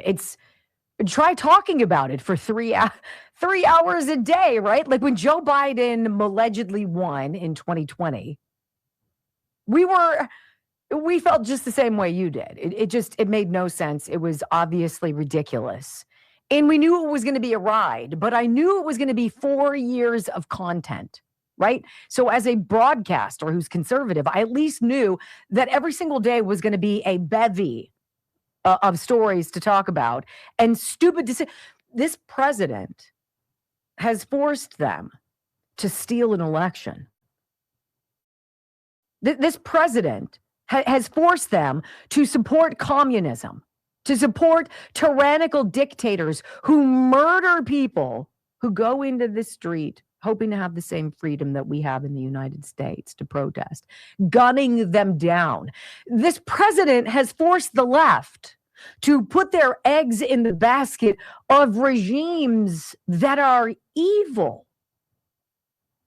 This president has given you a front row seat, an all expenses paid ticket, a park hopper, if you will, extraordinaire, to see just how bad the take is going to be today.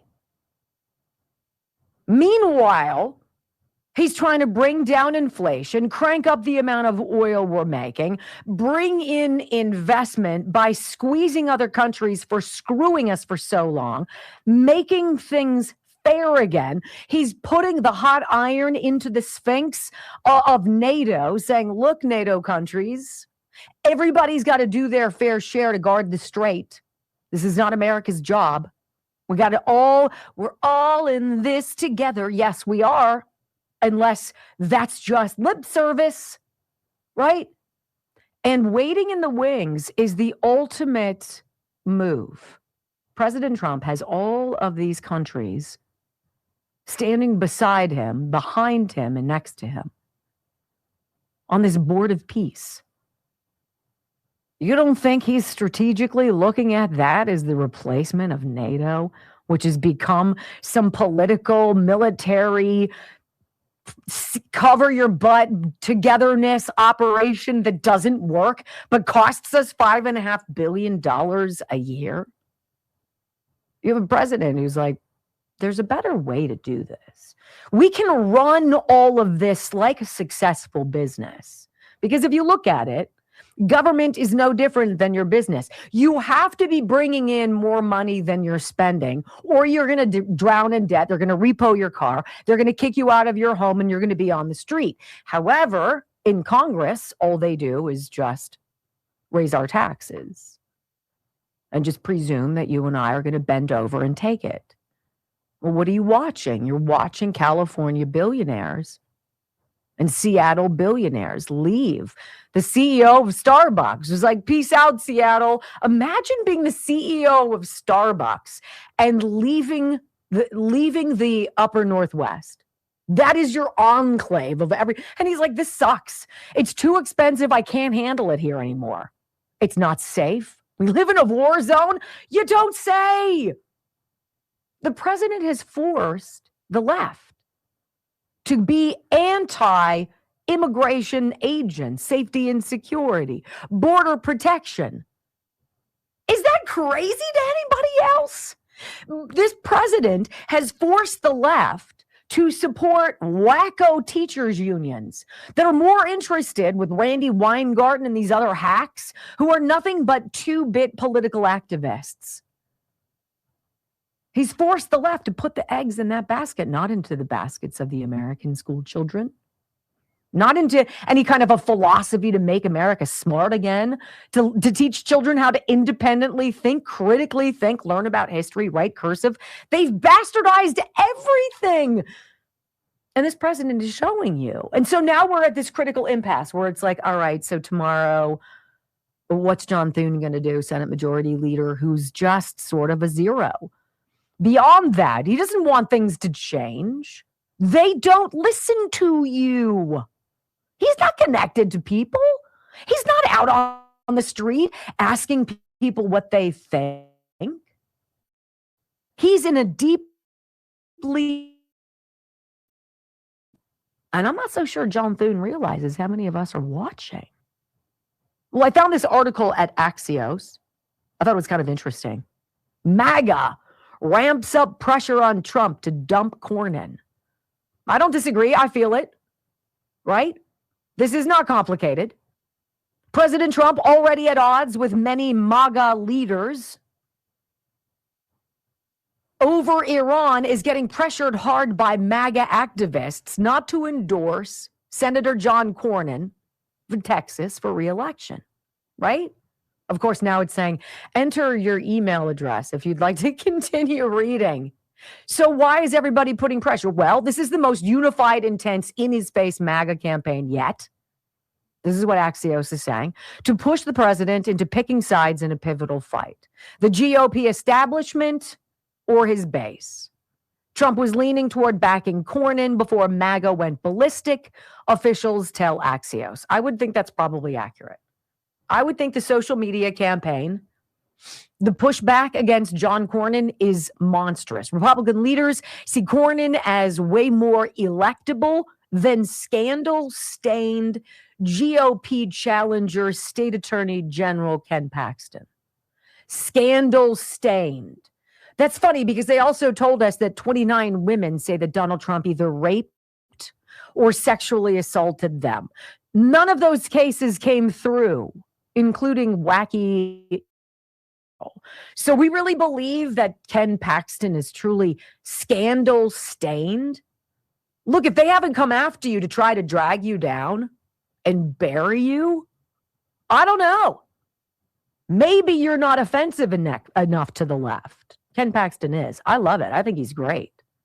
Trump has said he plans to endorse in the race, but he says he's not going to do it until they pass the SAVE Act, until it gets across the finish line. Well, of course, top Republicans fear if Paxton winds up being the GOP nominee, he could lose in November to James Tallarico. Do you really think that MAGA which is Trump over the finish line. You think MAGA wouldn't push Ken Paxton? If you give an election that's not tainted, see, and that's the rub. You're in this circle of suck, right? The only way to fix the system is to get the people who benefit from the system being broken to agree to help you fix the system that they don't want fixed. Because if it gets fixed, the system kicks them out. That made perfect sense to me. Did that make perfect sense to you? Obviously, they know that we want Ken Paxton. I want Ken Paxton. He has been fierce. He has been much like Donald Trump. He has been consistent. Change on, didn't expect him to. Now, I want to read you this. Because as Trump is feeling the pressure, there's an interesting story that has come out about the Save America Act. What are we hearing, Brock? Is it supposed to hit the floor sometime tomorrow? And then they're talking about how it's going to be, and then the Democrats are all going to vote no, and they're going to save the Republicans from having to do anything. Is that what we're feeling as a vibe? Yeah, I heard they're going to put it on the floor tomorrow for the vote, but they're not going to do it with the standing filibuster, which means they need 60, which means rhinos can say, yeah, I'll vote for it, but it doesn't really mean anything because the vote doesn't count because it's not getting anybody across the finish line. All right, so I want to read you this. This is how afraid the left is of our elections actually being secure. That's crazy that I just said that. This is where you are. Not only is the left against the military or against anything that Trump supports, right? They're against protecting and cleaning up our elections, so they obviously have to smear it. This is a website called spokesman.com. It is some kind of a leftist whatever, but this came out yesterday and it caught my attention. I wanted to read it to you. Does anybody out there think that proving your citizenship is going to be a huge drag for you? Like that's going to be a bridge too far, right? I don't know anybody who's like, can you believe I'm going to have to show I was born here? I have a birth certificate. That's outrageous. I've not heard that from anybody except some idiot on the left, right? Does anybody think it's beyond the pale that you should show your ID, to physical photo ID to be able to cast your vote? I don't think so. Well, this is what this article from spokesman.com says. Save America Act would require Washingtonians to mail photocopies of official IDs with ballot to vote. This is one of those stories that is patently not true. But because the left can't have free, fair elections, because they know they will lose, this is how they stop you, okay? A controversial election reform bill backed by President Donald Trump. Anybody? Controversial? You guys find this controversial? Because it's not controversial in like 97% of foreign countries around the world. But it is controversial here. I don't know why. Proof of citizenship. Well, you know why. They're not willing to go down on this, period. They work so hard stealing from you to get these people here by hell or high water. They're going to freaking vote, and they want to make sure of it, right? A controversial election reform bill backed by President Donald Trump would cost Washington state taxpayers at least $35 million to implement, but wouldn't provide federal funding to cover those costs. According to a new report from Senator Maria Cantwell's office. I'm going to go with, she's a Washington state Democrat. Oh, that's right. Bing, bing, bing. The Washington Democrats report uses data from the state secretary of state's office to argue that the Save America Act would create an unfunded mandate for states while sowing chaos ahead of November's midterm election. Well, what's funny, the Secretary of State from Washington? Oh, you mean who's part of the lawsuit to prevent themselves from sharing the voter roll data with the Department of Justice? Why? Why ever? Oh, pray tell, deep secrets, of space. Why would they not want this to happen? One, they've got bad voter rolls. Obviously, we know this. They have dead people. They have people who don't exist. They have people who have registered to vote multiple times. They have illegals, right? Of course. So this spokesman.com puts out an article about how it's going to cost so much money. It's going to be chaos. Nobody's going to know how to do it. Nobody knows. Just say no. That's your critical thinking.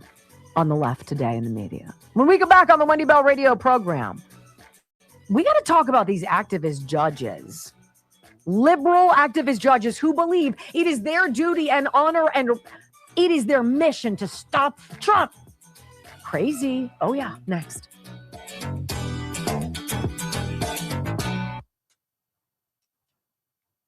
This was scary when I heard it. Yes, this is scary.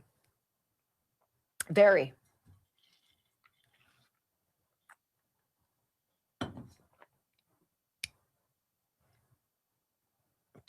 You have to imagine how the January 6th defendants felt. They weren't getting due process. They weren't getting fair treatment. And yet the left howls about that for illegals, due process. Really? That's rich. I remember the trials. I remember all the juries. I remember how all of them were convicted like nobody got off. And now they want to bitch about immigration judges being JAG lawyers who Trump has moved over into the deportation. Let's expedite this process, right? And the left howls about that. Oh my God, 97% of these JAG lawyers are deporting all these people. Yeah. The idiocy of how rudimentary the breakdown of their logic is truly dizzying. Simkovich Concussion Institute might be able to help. Maybe if you could put Dr. Simkovich's fingers into the soft palate of some of these whack jobs on the left, maybe he can feel that special spot right there and maybe just, I've watched him do this where he can feel things in your soft palate that are off, and he can feel things when he touches your head and your ears and your, neck and your shoulder. He can feel things that are off and adjust you. And it's like, wait a minute. You just fixed my concussion, my traumatic brain injury. That's what he does. It's pretty intense. They want you there 4 or 5 days in a row. Let's get you fixed. Not like, we'll do okay and you'll be sort of all right. They want you back. They want you back. They want you feeling good again. SimkovichConcussionInstitute.com. I've watched it. We have a friend who went through it. I saw her over the weekend. Her tremors are down precipitously. She looks so much happier. She looks so much more comfortable. Her just demeanor is more relaxed and more confident. How can one doctor help so much? 412-366-3700. Call. Talk to them. Find out. They can fix you too. There's no reason, by the way, you should have chronic headaches. None. He can help that. I read that over 2,000 flights have been canceled since the shutdown. 2,000. Stop playing, games with America's security so you can consider making political points. It's disgraceful, and Chuck Schumer is a douchebag. Well, just, let's not put it all on Chucky's shoulders. They're all playing the same game. You've had Ro Khanna and who's your boyfriend that goes and has margaritas? Van Hollen. Talk about not funding the military during. Really? You're playing with people's lives. Yeah. Agree or disagree with the war. To send people without the things that they need to succeed is just bonkers. Well, it's like what they did with the National Guard on January 6th. When they finally came, they didn't have guns. They weren't wearing helmets. Well, they were in Virginia. So. Right? Virginia. That's nutty. It's nutty what's going on with this dude, Michael Ludwig. This is scary. It's scary. It's a former federal judge who just tells you what like it is. Very glibly. It's all activism to derail Trump. Anything they can do to stop Trump. He's running through oatmeal. This is their strategy. And they're proud about it. Drag it down.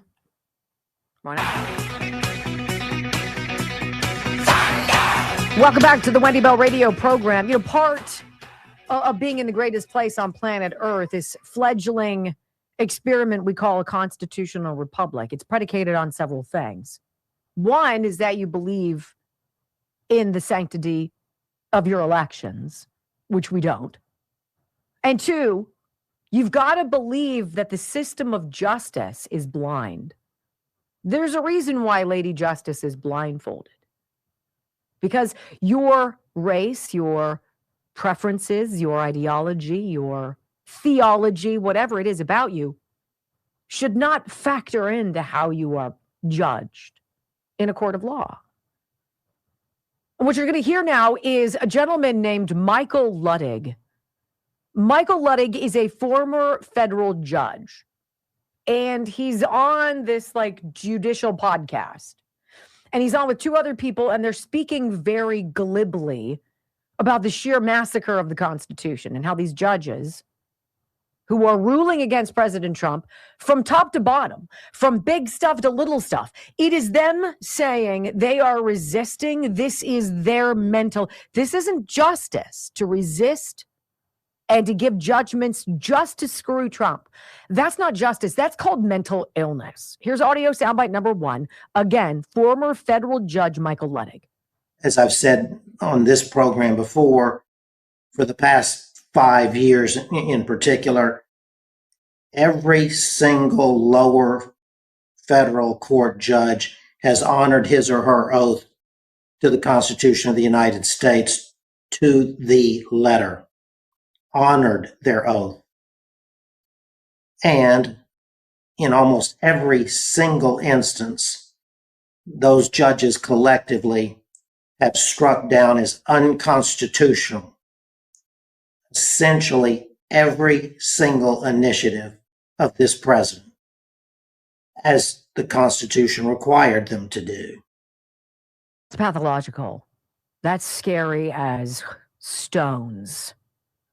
As they're constitutionally required to do.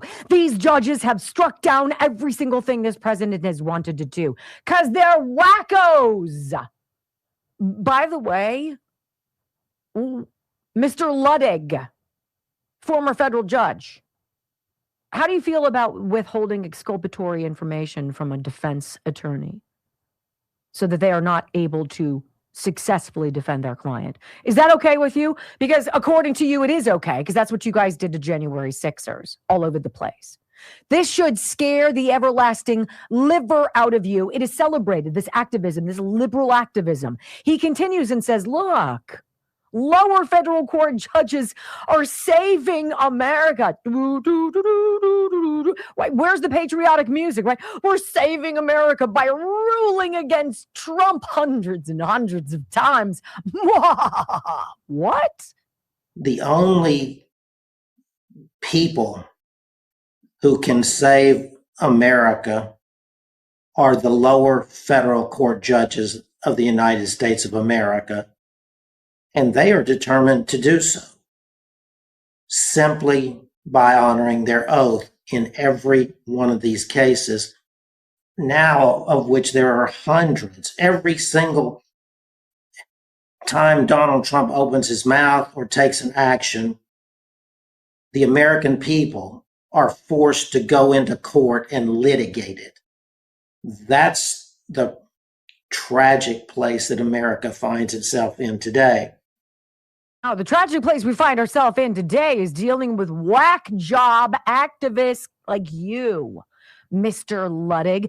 You know what these activist judges are like? They're like the protester who glue their hands to the pavement, block traffic, throw oil on the Mona Lisa. These are agitating scumbags.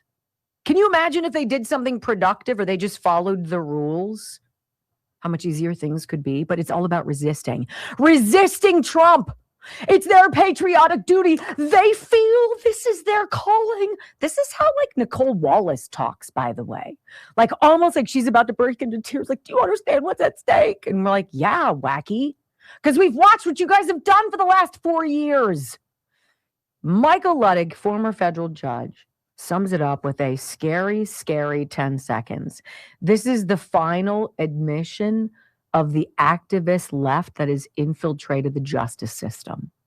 It is only the Supreme Court of the United States that is standing in the way of the American people saving their country. So he's daring them, daring the high court. You gonna stop us? because we're everywhere. And we believe it is our duty as patriots because we consume CNN and we believe what they say on MSNBC and we read the New York Times and the Washington Post, door to door, page to page. My heavens, we can't get enough.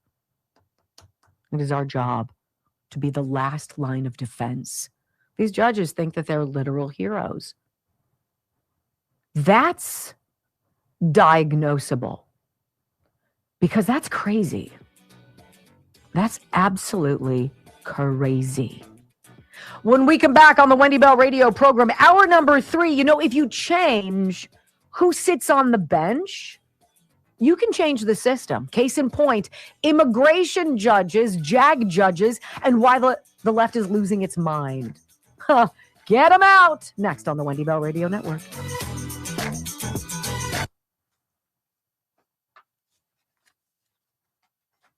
All right, so I have Gary Ireland coming over to my house tomorrow morning because I have leaks on 2 areas of my roof. And I was talking to Joe about that. That would be a kick in the balls today to get a nice new roof estimate from Gary freaking Ireland. Like, please tell me you've got some Flex Seal. Can't we do some for you. Can't we do something? Isn't there some foam, something we could spray and put a big Band-Aid on it and do something about that? Right? And then Dan Ireland is coming over today at 4. How you doing? To check out my electrical panels to see if he can give me an estimate on, because that's affordable too. Let's replace those 2 electrical panels and make them up to code. Because if you're not going to do that, you're not going to be able to sell your house or do these much needed repairs. Because some unelected bureaucrat changed the code.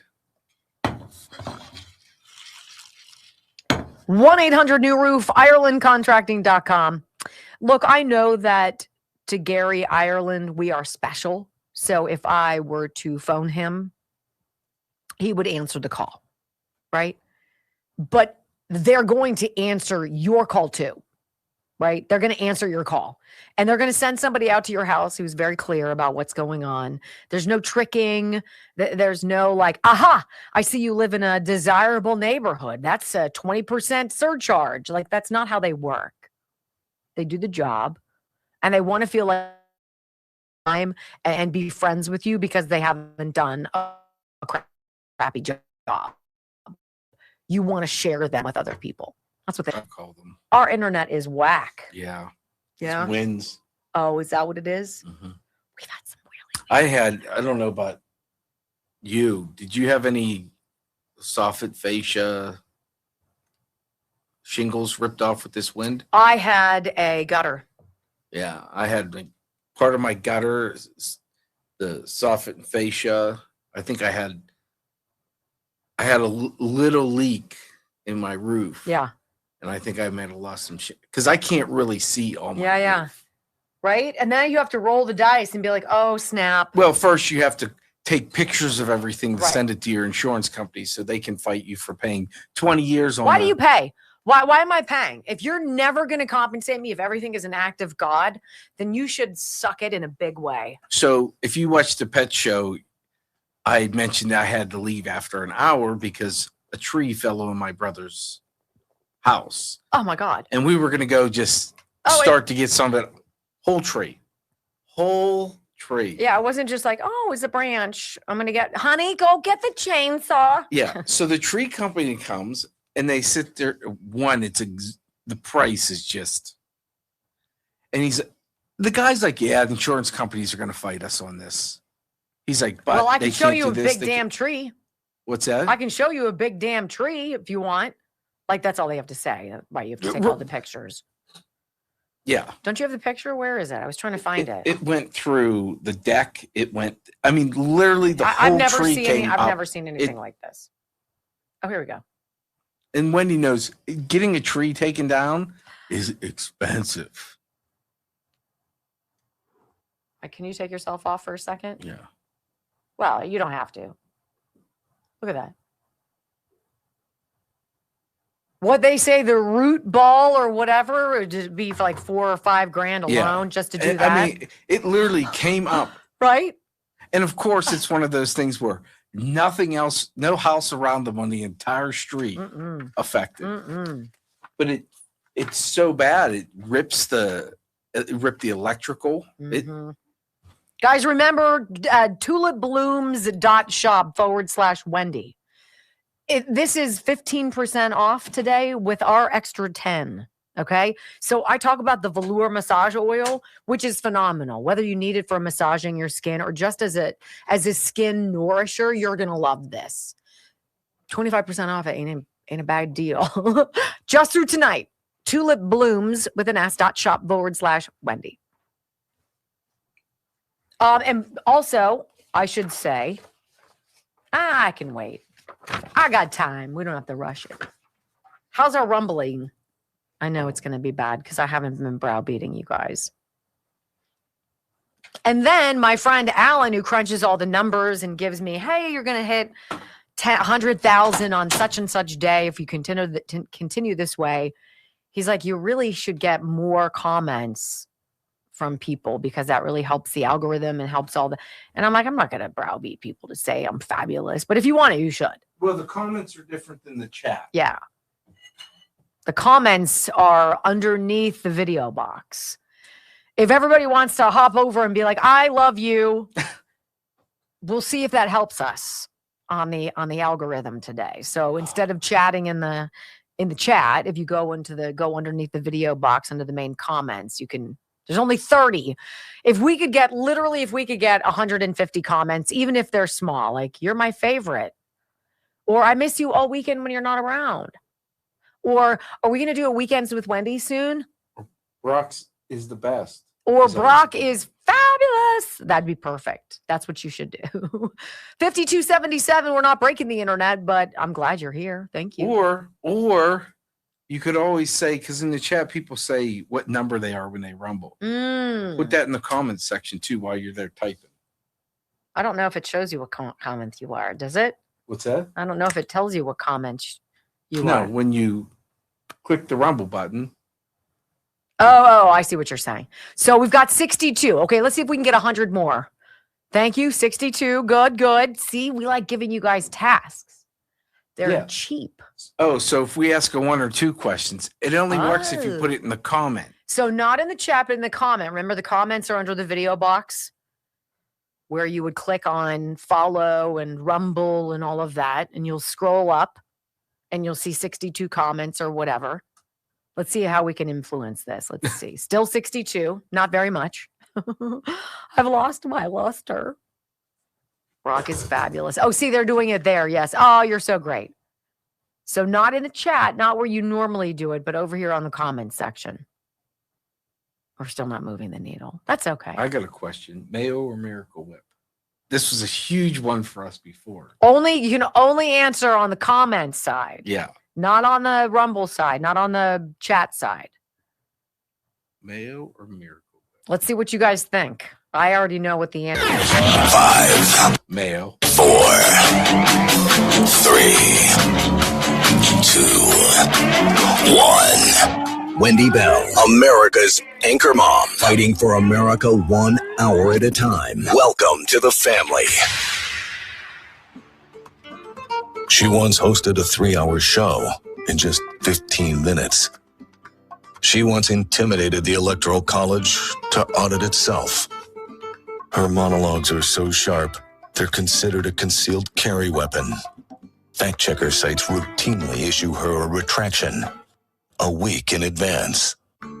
Even her commercial breaks trend on social media. Her freedom of speech has diplomatic immunity. She doesn't just drain the swamp has to ask for cab fare. Wendy Bell is the most interesting conservative woman on radio. Keep rumbling, my friends. 3 hours of bold truth and excellence. You've just signed up for the WBR Army. Strap in. This is the Wendy Bell radio program.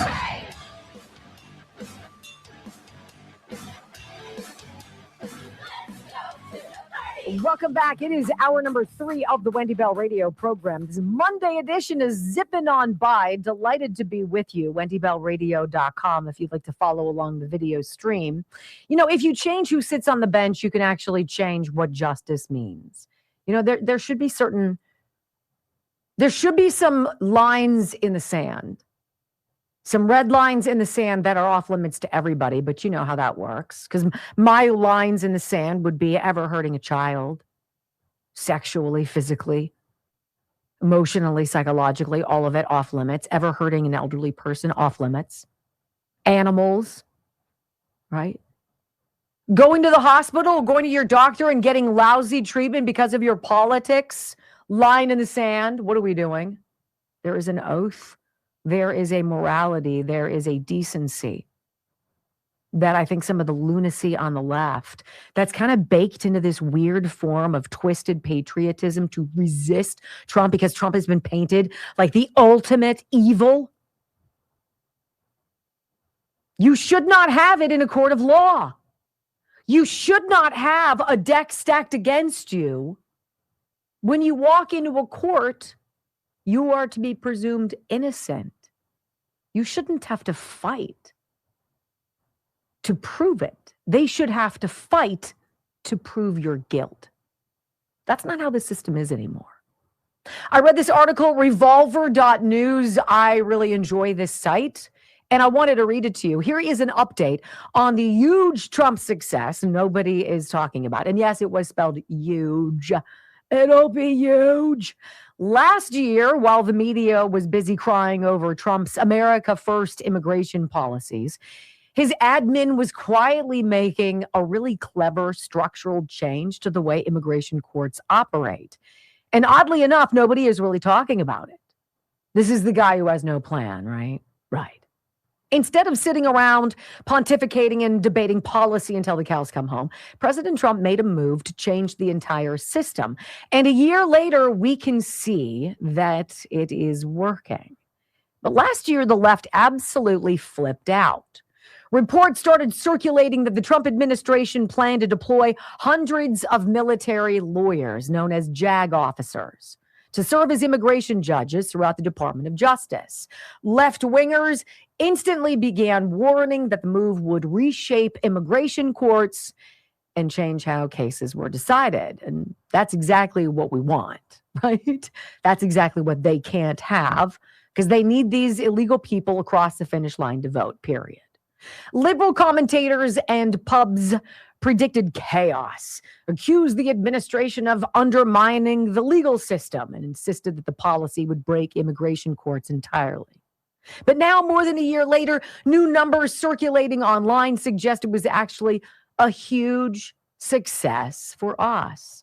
Before we get to those numbers, it helps to understand exactly what the left was so upset about. They acknowledge that the immigration judges wield a ton of power over whether somebody stays in the country or is deported, hence why they were so upset that Trump's JAG lawyers were now stepping in. This was a story or a blurb of one from a publication called The Nation. Immigration judges are employees of the Department of Justice, hired by the Attorney General, who has broad discretion over whom they hire and why. Yeah, that's the way it works, right? Indeed, immigration judges aren't independent federal judges. They're part of the executive branch, and they work under the Department of Justice. And that means admins have a lot of influence over how the system operates. And the left knows if you tap into that, it could have huge consequences. The left also admitted just how much authority immigration judges have once they take the bench. Here's another side that said, once they have the job, oversight is minimal, standards are non-existent, meaning that each judge has enormous autonomy and power. Yeah. And that means the outcome of many of these immigrant cases depends heavily on each individual judge hearing the case. So outcomes can vary dramatically from judge to judge. Here's another excerpt. If you're an immigrant facing a removal hearing, your chance of getting deported is more to do with the random immigration judge you draw than with any objective factor about your case.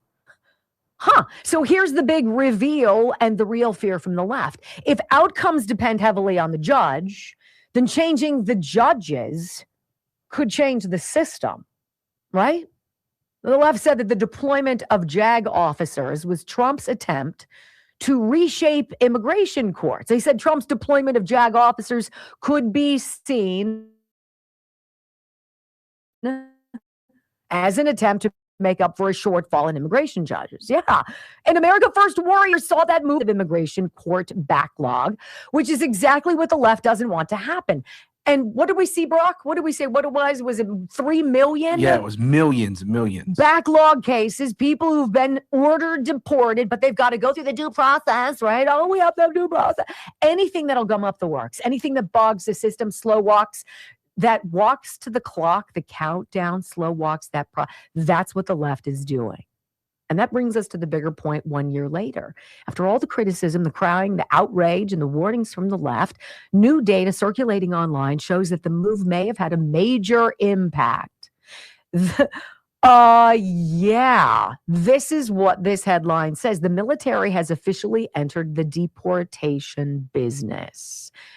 Only 2.7% of people appearing before JAG judges received relief, meaning 97.3% were deported, either by force or voluntarily, which can mean basically signing under duress. Traditional immigration judges nationwide grant relief at much higher rates, typically ranging from 15 to 50%.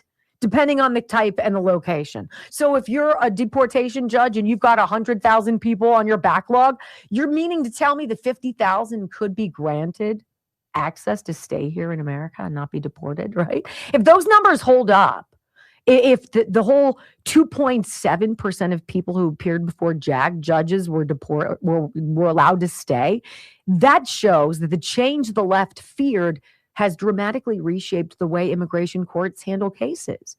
For the left, yeah, this is deeply alarming. For us on the right, it is a huge victory. By all accounts, these numbers indicate that the Trump administration found a way to address one of the most backlogged systems in the federal government. And last year, when the Trump admin moved to bring military lawyers into immigration courts and everybody freaked out, panicked, now we see why. A year later, the numbers floating around online suggest it was a smart move, which tells us all something that's very important. If you change who sits on the bench, you change the system. And that's the case. Now, they have lots of work to do. I will give you that. A ton of work to do. And Brock sent me a little screenshot here. It says, as of late 2025, the U.S. immigration court system faces an historic backlog of over 3.38 million to 3.75 million active pending cases. It's so obvious. What do? It's Cloward Piven. If you're not familiar with that whole psychological debacle nightmare philosophy idea, right? It's like, if you want to create change that people aren't going to go for, you've got to come up with some kind of chaos that overwhelms your current system, makes it collapse, so that you can then swoop in with a new system to fix it all. And the new system is communism. That's the whole point here. And yet you've got Trump and his deportation judges. Half of LA immigrants now miss court and get deported sight unseen. That's how much of an effect this has had. Listen to this. The Trump administration fired a quarter of the nation's immigration judges, and the Pentagon authorized 600 military lawyers to replace them. JAG judges, lawyers. They're recruiting for deportation judges on social media, with fewer than 3 in 100 of the people asking for asylum getting to stay. I voted for that. I wanted that. This is what the SAVE Act is, their last stand. This is the Alamo. This is the last firefight. If the left can't prevent proof of citizenship and proof of photo ID to get across the finish, if they can't stop it, then all this hard work of theirs, which has ripped you off blind and stolen from your children and your grandchildren in the abuse of all of the welfare, et cetera, this is it. And they will stop at nothing. And we see what happens when they get desperate. It's amazing when you wrap yourself in the fake flag of patriotism because you're completely blinded by your derangement for one man. It's amazing how off-putting you are to the rest of us who live in common sense. When we come back, wait a minute. Ilhan Omar's sister was the CEO of a clinic that got $33 million in congressional funds. Shut up. They did better than the Biden crime family syndicate. Next on the Wendy Bell Radio Network.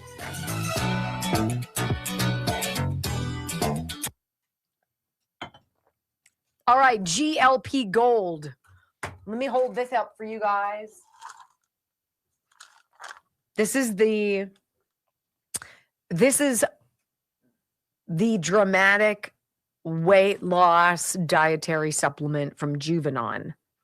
So this would replace any kind of diet shot per se, and instead, naturally, without drugs, get your belly and your brain communicating once again so that you don't have the desire to eat all the time.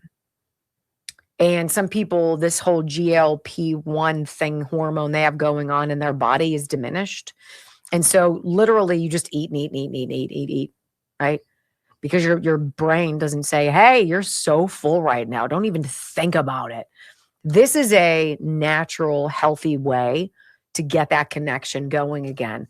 This is their number one weight loss, I believe, tool at Juvenon, bloodflow7.com/Wendy. Again, this qualifies for 30% off. So you're going to get this a month for like $35. Do you think you might want to try this instead of doing something that you don't know long-term? I would. I trust Juvenon. I trust bloodflow7.com/Wendy. I do. Well, they have a tornado watch in D.C. Mm-hmm. Yeah, I saw the weather forecast today was going to get gnarly. It makes you sit there and go, someone's not happy. His name is God? Yes. Pissed? He's looking down, go, that's not what I had in mind. Mm. Yeah. Let's see if I got you guys to join in this cute little experiment we're having. Yes. Did we? Let's see. There were 378 comments. Are you freaking kidding me? I asked for 150. You guys almost triple that. What other question could we ask? That's just nutty. What did everybody say? Let's get some of these comments. Mayo. I mean, let's be honest. Aloha, Sherry. Hello, Stag. Thank you for the lyrics. Hello, Andy Butler. Hello, Razorback and Mrs. Rational. Hi, Bill Fred. Good to see you there, babe. And Tiedman, you guys double dip. I love it. Wendy fan, 618. Hello. Hello. Yes, Donald Trump did seriously get the left to support and defend communism. You're right. 100%. I had someone Hi, Al. reach out to me, too, about rumbling on your TV. Uh-huh. So I don't know about every TV. I know my TV. If you get the bar where it says the time going along, and if you toggle it, you'll see right above that bar on mine is a thumbs up, thumbs down. So that's how you have to use your remote to actually highlight it and click OK.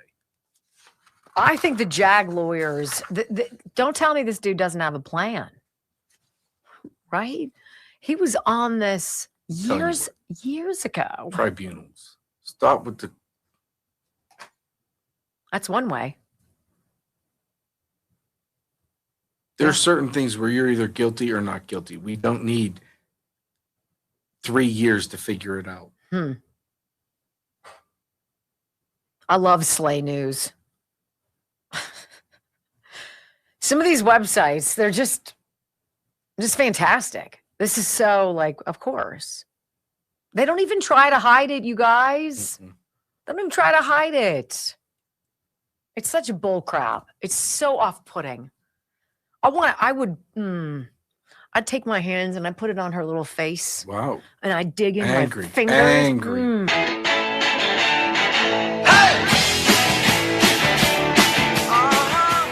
Welcome back to the Wendy Bell Radio program. I'll take things that are not surprising for 400, Alex. Well, headline, slaynews.com. Ilhan Omar funneled millions in taxpayer funds to a clinic run by her sister. I mean, like, of course. Look, this is where America reaches satiety, right? We've had more than our fill of all of the stories of Gold Bar Bob Menendez, right? Nancy Pelosi and her remarkable $250 million net worth. Of people who have multiple homes or no homes, but seem to have them because their mortgage information is screwy, right? People who lie, who cheat, who steal, who get away with it. There's never, ever anything.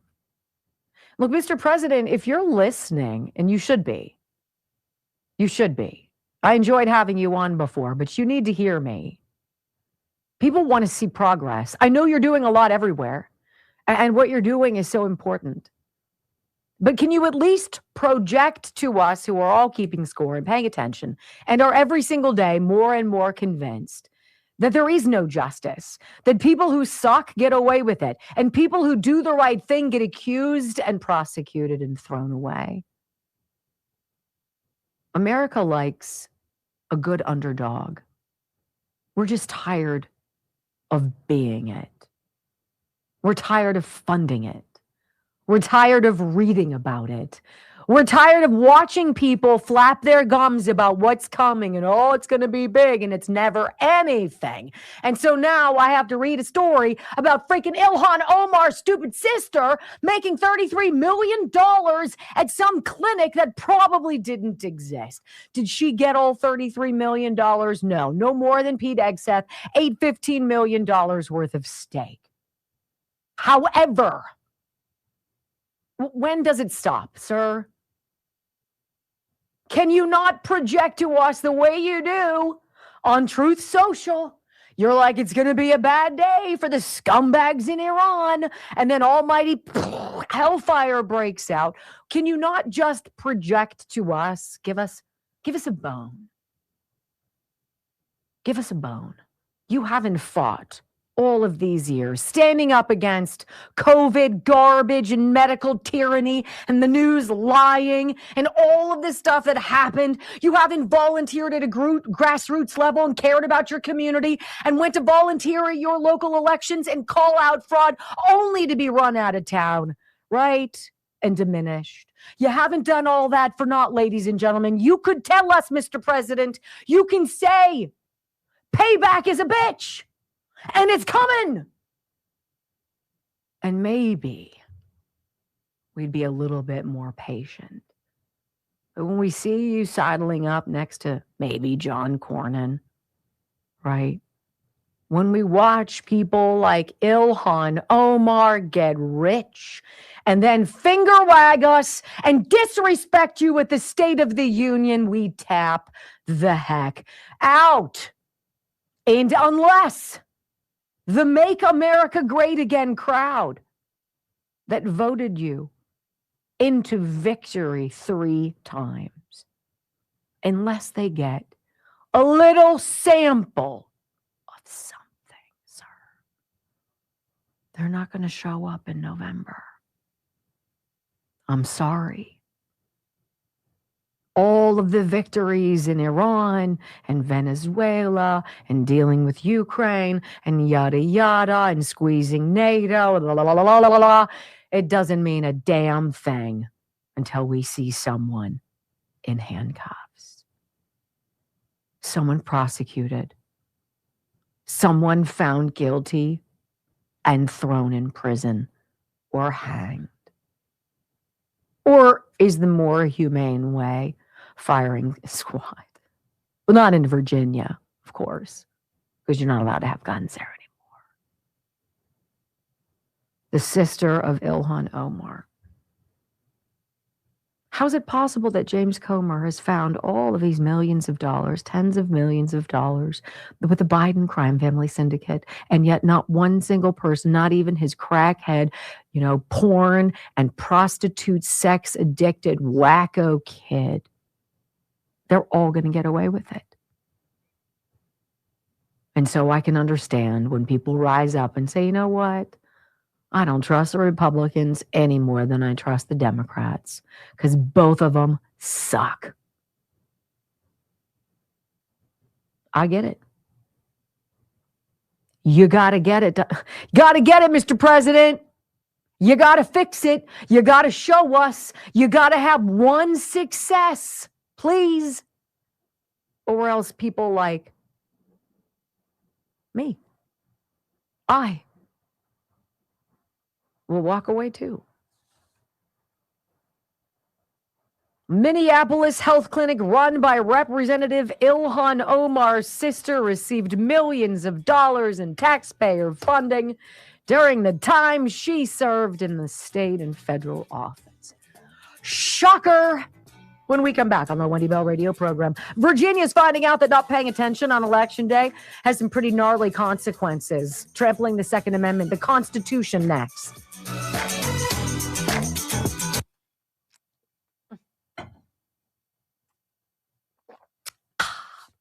Disinfectwithsniper.com. Uh-oh, what are you sending me? Tomorrow. Let's see. Disinfectwithsniper.com.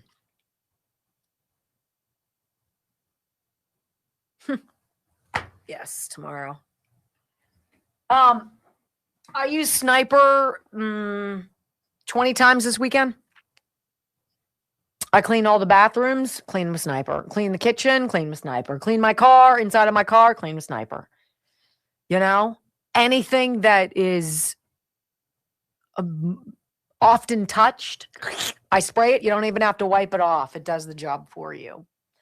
And there is no cost for shipping. How about that? Disinfectwithsniper.com. Hospital grade antibacterial, antifungal. Kills everything that would make you sick. Disinfectwithsniper.com.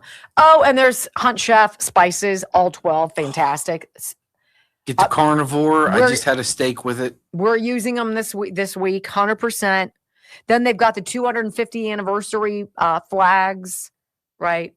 The embroidered ones for just shy of $100, and the ones that aren't quite so nice but are great for outdoor getting whipped around in the wind, about $60. Disinfectwithsniper.com. And if you spend $50 on Disinfect with Sniper this month, you have a chance of winning artwork, 250th anniversary artwork. And you don't have to do anything to be entered. You just have to, spend it. Is that upside down? I was just going to say, a bird's upside down.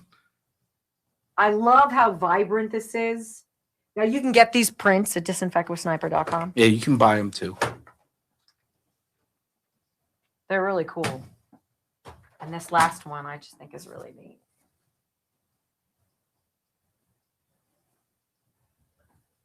So cool. Disinfectwithsniper.com. A good product, and you will love it. And you'll be like, wow, I never need anything else in my life. You know what I love about it? If you cut onions or garlic or whatever, and you have a really strong scent on your fingers, I love the smell of that anyway. But if you spray this on your fingers and you go like that, and Knockout, the sister product, that's the greatest deodorizer ever. It goes away. Goes away. That's not possible. Magic. Oh, oh, oh. Zindarelli. Hello. Aw. Really enjoying my Tulip Blooms Velour Massage Oil. Oh my gosh, I love it. I love it. You're going to love it. Tulip Blooms. Jitter Flip just ordered my beard oil. Oh, I'm super excited. Brock's comes today. It comes today. That's a super personal thing, right? Beard oil can be a little too pungent. We'll see. Yeah, I'm letting it grow. Hi, Andy Butler. Hi, hi, hi. Hi, Wendy fan. Aw. Hi, El Hart and JP 2014. Pissed off 247. Good morning or afternoon. Hi, Irish Trish.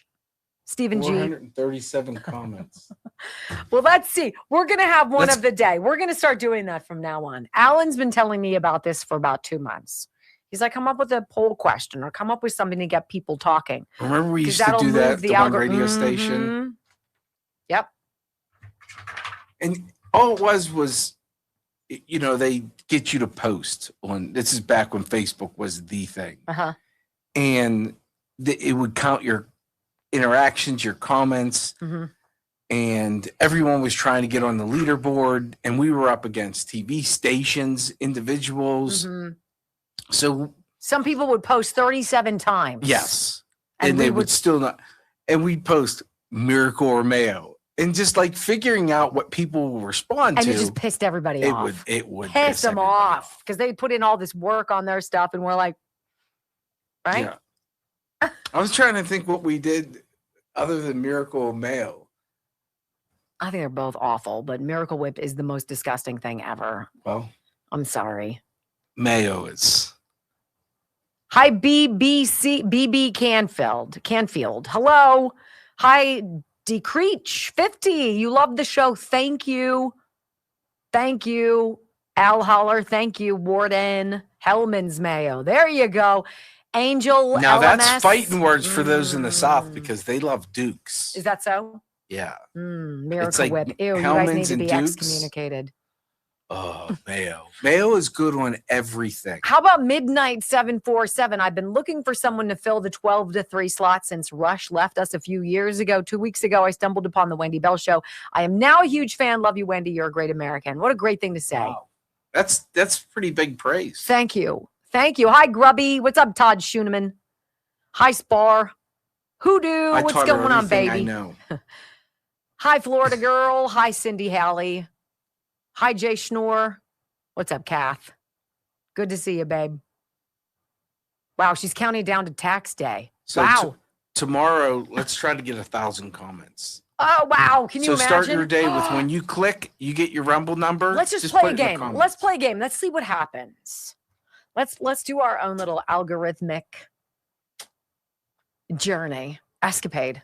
Wendy John Thune does not care. Jenny, you are correct. Hi, Ren Woman. I live in Washington. The state is crazy. Yes. Yeah. Hi, Kurt Wiersma. Hi. Crazy's putting it kindly. Paranormal travelers. When is Brock replacing you?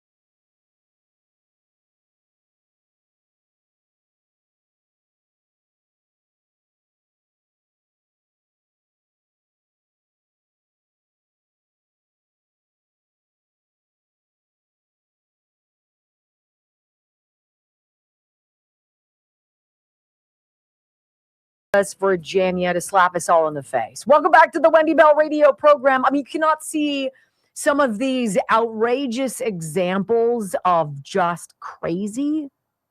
We've got to be living in a simulation, you guys. One of these days, we're all going to wake up. It's going to be like Groundhog Day, right? You're going to wake up. It's the same thing.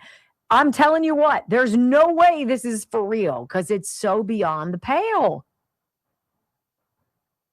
There may have been, or there have been, rather, some crazy developments on Virginia's firearms situation. What do you mean, firearms situation? I thought in the United States, we had the Second Amendment. The Second Amendment deals with what? Your ability to defend yourself, to carry and protect, et cetera, et cetera. Different states, counties have rules. But you just can't go trampling on the Second Amendment. You just can't. And can we all have an honest discussion about gun-free zones? Gun-free zones are like magnets for criminals. They're like, well, look, Nobody's going to have a gun over here. Come on, let's go do it. Let's do it right now. Where are you going to deal drugs? Drug-free zones. Duh.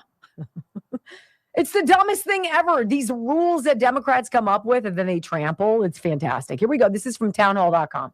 From a massive protest, Democrats carving out cutouts for themselves while ensuring that their constituents remain unprotected. Wait till we get into that little one for you, where you can't carry, but members of Virginia's lawmakers can. What? Virginia has seen some wild developments in regard to their firearms situation in the past few days. As has been widely reported, Virginia gun owners are under attack from Democrats in the state legislature who've passed a sweeping gun control agenda to disarm their citizens. Why? Too many mass shootings? We see, it's funny because we never talk about the mental illness of the person behind the trigger. It's always the gun's fault. Guns don't kill people. People kill people. You know this. I know this. They know this. Right? But they need you thinking, oh, we've got to get rid of the guns. Enough with the guns. So many people are dying because of the guns. Newsflash, people in London don't have guns either, so they stab each other to death, okay? And if we didn't have knives, they'd throw staplers at each other. So there you go. Now, let's talk about what's been going on. Of course, they've ensured that the politicians who pass these measures, gun control, have adequate protection themselves, with one carve-out in their legislation reading, the provisions of this section shall not apply to any member of the General Assembly who leaves a handgun in an unattended motor vehicle. Kind of funny how that works, huh? They don't even try to hide it. Virginia Democrats just voted to exempt themselves from this coming tyrannical gun control law. Only the citizens, law-abiding citizens, have their Second Amendment rights trampled. This is what the Second Amendment was for. Don't let the government have the weapons and you not be prepared to defend yourself. Hello, Iran. Iranian people. You guys see any of them over the weekend? Iranians celebrating when the missiles are flying all around them because they fear when the missiles stop that the Americans are leaving and that the Iranian regime of death and torture and evil will come out and start killing them because they do not have guns to defend themselves. It's almost like it's all by design. You guys mean to tell me that what we're watching with Iran, and Venezuela and Cuba, 3 countries where people don't have freedom. People don't get to go out to the store and buy what they want, do what they want, spend as they wish, travel as they wish, surf the internet, speak their mind, do whatever they want, open whatever business they want. It's like God has put on this stage for us the most egregious examples of what it's all about. And Democrats are still voting or still supporting those crazy regimes. It doesn't make sense. Republicans have been strongly pushing back against this ridiculous nature of this assault on the Second Amendment. So here's what I'm going to say. Apparently, there is some guy who is from Bangladesh, moved to America in 2020, I guess, and he is a state representative in Virginia. However they do their state representation, he's there. And he's introduced this bill, Senate bill, whatever, S-Bill 749, and it got passed. A very extensive gun ban in Virginia. It's going to the governor's desk to be signed, and what it basically says is you can carry a gun, basically have a gun on you nowhere, pretty much. In the capital, Richmond, right?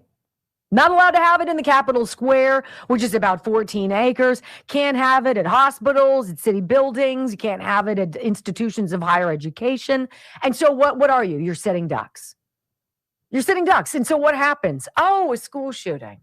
Oh, right? How many do we have to have? It's like they need the school shootings to continue, to not talk about the mental illness of the people who are clearly being groomed by and indoctrinated by the left wacko nightmare machine. They need the shootings to continue to push the false narrative that guns are the problem. And so therefore we must take away AR-15s from everybody under the sun. Well, that's curious, right? Second Amendment activists held a huge protest outside the Virginia State Capitol over the weekend. And one group provided 30-round capacity 5.56 magazines to attendees due to a restriction on magazine sizes that is sure to be signed by Governor Abigail Spanberger in the coming days. And, it's funny because all this just comes days after an Islamic terrorist opened fire on students and professors at a college campus in Virginia with a gun that he managed to acquire illegally in the first place. But of course, let's disarm the good guys instead. That is what we're up against in Virginia. This is Virginia Representative Tom Garrett. He saw the bill that this Bangladesh guy, you're not even from our country and you're going to restrict us, you jerk. I'd love to see him in a stairwell, right? Mr. Bangladesh. Here is Tom Garrett, Virginia Representative. He stands up and he's drawing a picture and he's like, I thought this bill was a joke. And it's not, which is scary. Listen. I literally, Mr. Speaker, wondered if we were being pranked when I read the words in this bill. You see, this bill would prevent people in Virginia from carrying on any, quote, any public street, highway, alley, etc., on or about his person. So, Mr. Speaker, the presidential nominee that carried those localities was fond of Venn diagrams. In my district, we have these things, just for people in Nova, called pickup trucks. This is a circle representing people in the rest of Virginia who own pickup trucks. Now, this is a circle representing the people in the rest of Virginia who own pickup trucks who also own firearms. And I just want to add a circle representing the people in the rest of Virginia who own pickup trucks, firearms, and like to shoot recreationally or hunt, because you were so kind as to put a carve-out in there. That's this. Your Venn diagram is one circle. Now, I understand that this sort of virtue signaling might win you votes in Nova, but for those of us who live in the real world, which I like to call Rova, this is absolutely positively not something that can be enforced. We've literally created a criminal class out of millions, not hyperbolic, of Virginians, and defined as an assault weapon a single-shot break-action .410 shotgun or a bolt-action rifle with an integral magazine if the barrel's threaded, which enhances lethality exactly none. And while we pardon all kinds of people who are committing crimes and reduce sentences and give judges the discretion to do things like waive off your DUI offense where you might have killed my child had circumstances gone differently, we're creating criminals out of people who want to drive to their next-door neighbor's farm in their pickup truck. If this bill passes, it will be challenged and it will fail and it will cost even more taxpayer dollars to try to defend this gook, Mr. Speaker. I would urge a no vote on this bill. Yeah, well, that didn't work out all that well. AR-15 bans, by the way, are unconstitutional. I want to read you this from the Washington Examiner.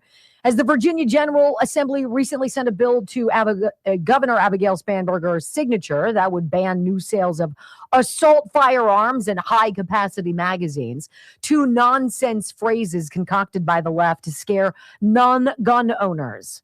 Virginia would become the 10th state to enact these bans. Sooner or later, the Supreme Court is going to have to stop evading the question of state bans on semi-automatic rifles and magazine capacity, because any justice that adheres to the District of Columbia versus Heller decision couldn't possibly believe either passes constitutional muster.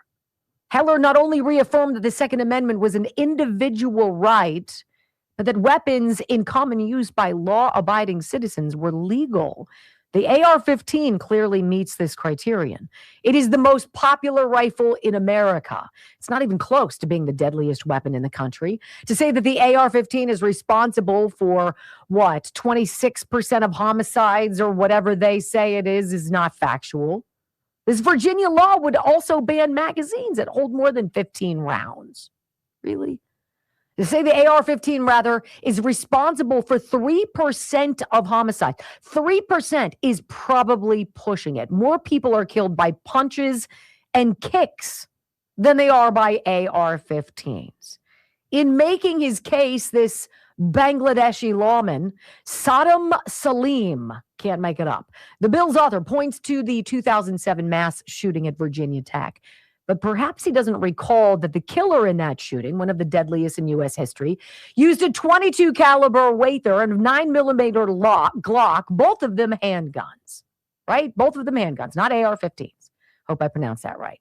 The Virginia Tech shooter emptied 17 magazines while walking around unfettered in a gun-free zone, none of them over the 15-round capacity.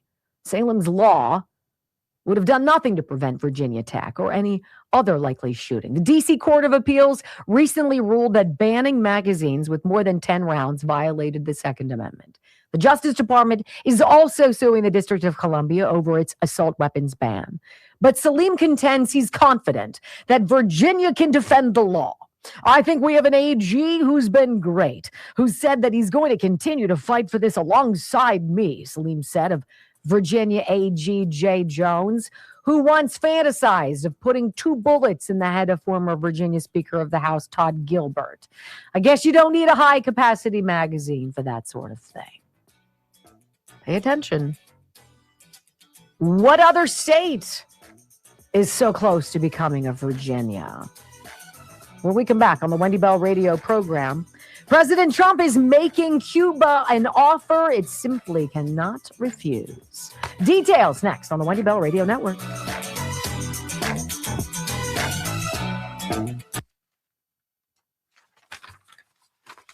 Who wants to see a little bootay?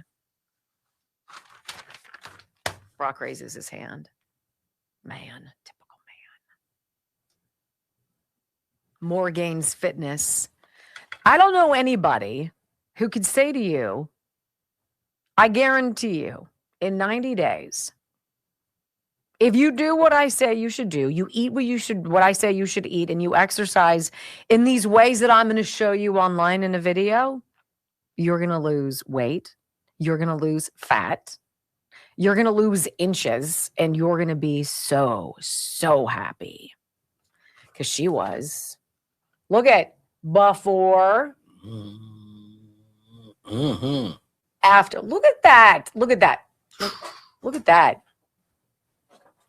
That's a hot little body right there. Morgainsfitness.com from the privacy of your home, too, which is kind of nice, right? Morgainsfitness.com. It's called 90 Ignite. She'll teach you what you need to know. If you've been worried about joining a gym, if you're older, you've never lifted weights, you've never belonged to a gym, and you're like, there's a lot of stuff that you could have at home that you can do that is of great benefit to you in your weight loss agenda. And you can do it from the privacy of your own home. And she shows you what to do, and you have videos of it, and you can follow along. Eat the right foods, drink the right water, take the right supplements. I'm telling you, sky's the limit, baby. 3 months. That's called beach season. That puts you right square into beach season. Now's the time. Morgainz, morgainsfitness.com.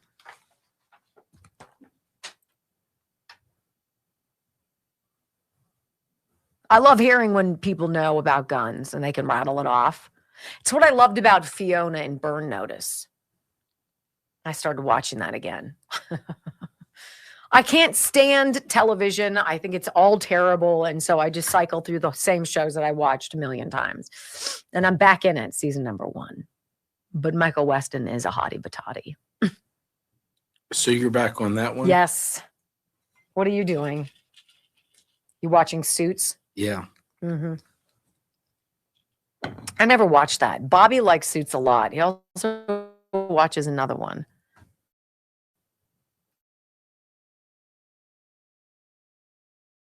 Does he watch the new Suits or the old Suits? I can't answer that. I didn't know there was one. Oh. How did that happen? I don't know. It just came across. It has suffered a complete and total collapse. This is according to... Huh. You know, I thought New York getting Mondami was a slap in the face, but maybe that was the slap in the face, and then Virginia was the punch in the gut. I don't know. How do you tell people they can't have guns? Like, literally, I couldn't carry my pistol because it has more than 15. Like, it's so stupid. It's so stupid. But think about it. You know, and I wonder what happens when somebody breaks into your house and you don't have a gun. What you're gonna go get your what? Frying pan? A rolling pin? What, a knife? You're gonna get so close to somebody you have to touch them. to stop them from doing whatever they're doing in your house. Right. Sounds perfect. Sounds perfect. I don't think so. I don't think so. I think there are a lot of Americans who would light up anybody.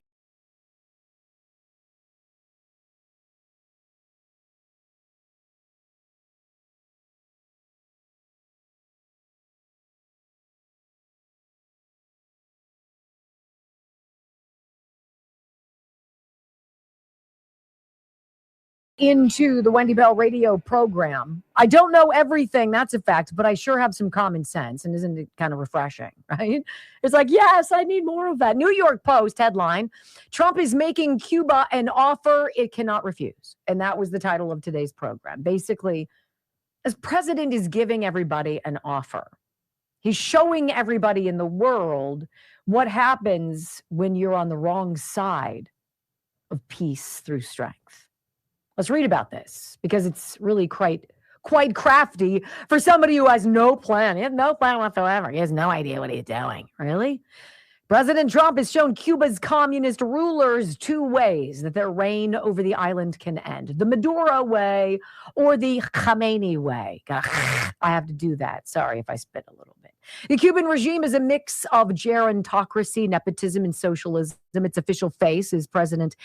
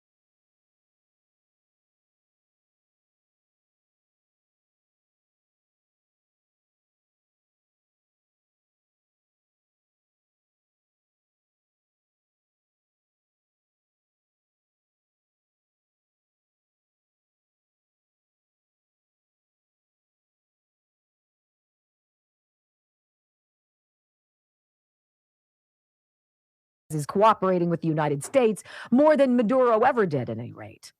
Diplomatic relations have been reestablished and economic connections are burgeoning.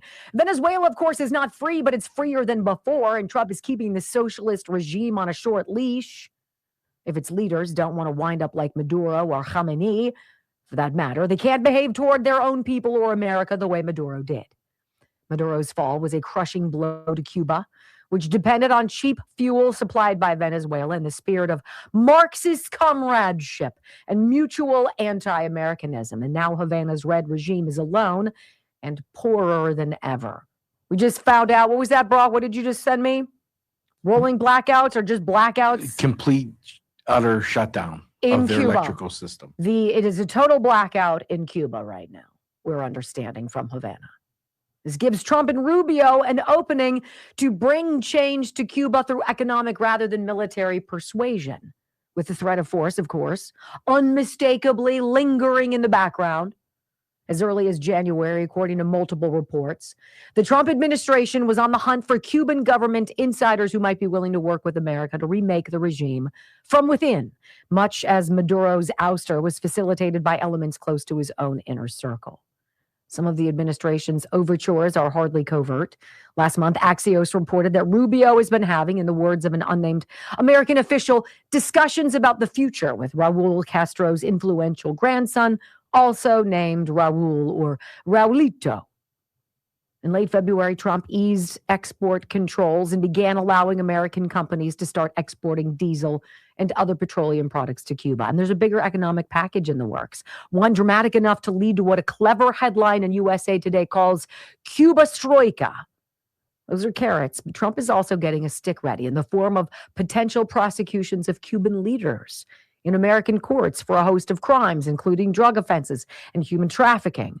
Maduro languishes in Brooklyn's Metropolitan Detention Center today because of similar indictments. What happened to him will happen to Cuban leaders too if they're not smart. Trump is poised to succeed where earlier presidents failed because he's trying to do neither too much nor too little. Barack Obama made no effort to change the Castro regime's character and orientation, so his economic openings to Cuba only enriched a tyrannical and hostile government. And earlier Republican presidents refused to do anything like that. But the economic restrictions they retained only froze the regime in place. It couldn't grow, but it wouldn't die. Trump does not accept the status quo. 35 years after the fall of the Soviet Union, how can there still be a communist state 90 miles off our coast? Don't tell me this president doesn't have a plan. Don't tell me that all of these dominoes aren't connected, that the dots won't all line up when we go back through time. Because they will. They always seem to with President Trump, which is probably why the left hates him. Thanks for being here. Great day with you. Come on back tomorrow. Bring a friend. WendyBellRadio.com. Have a great day. Peace.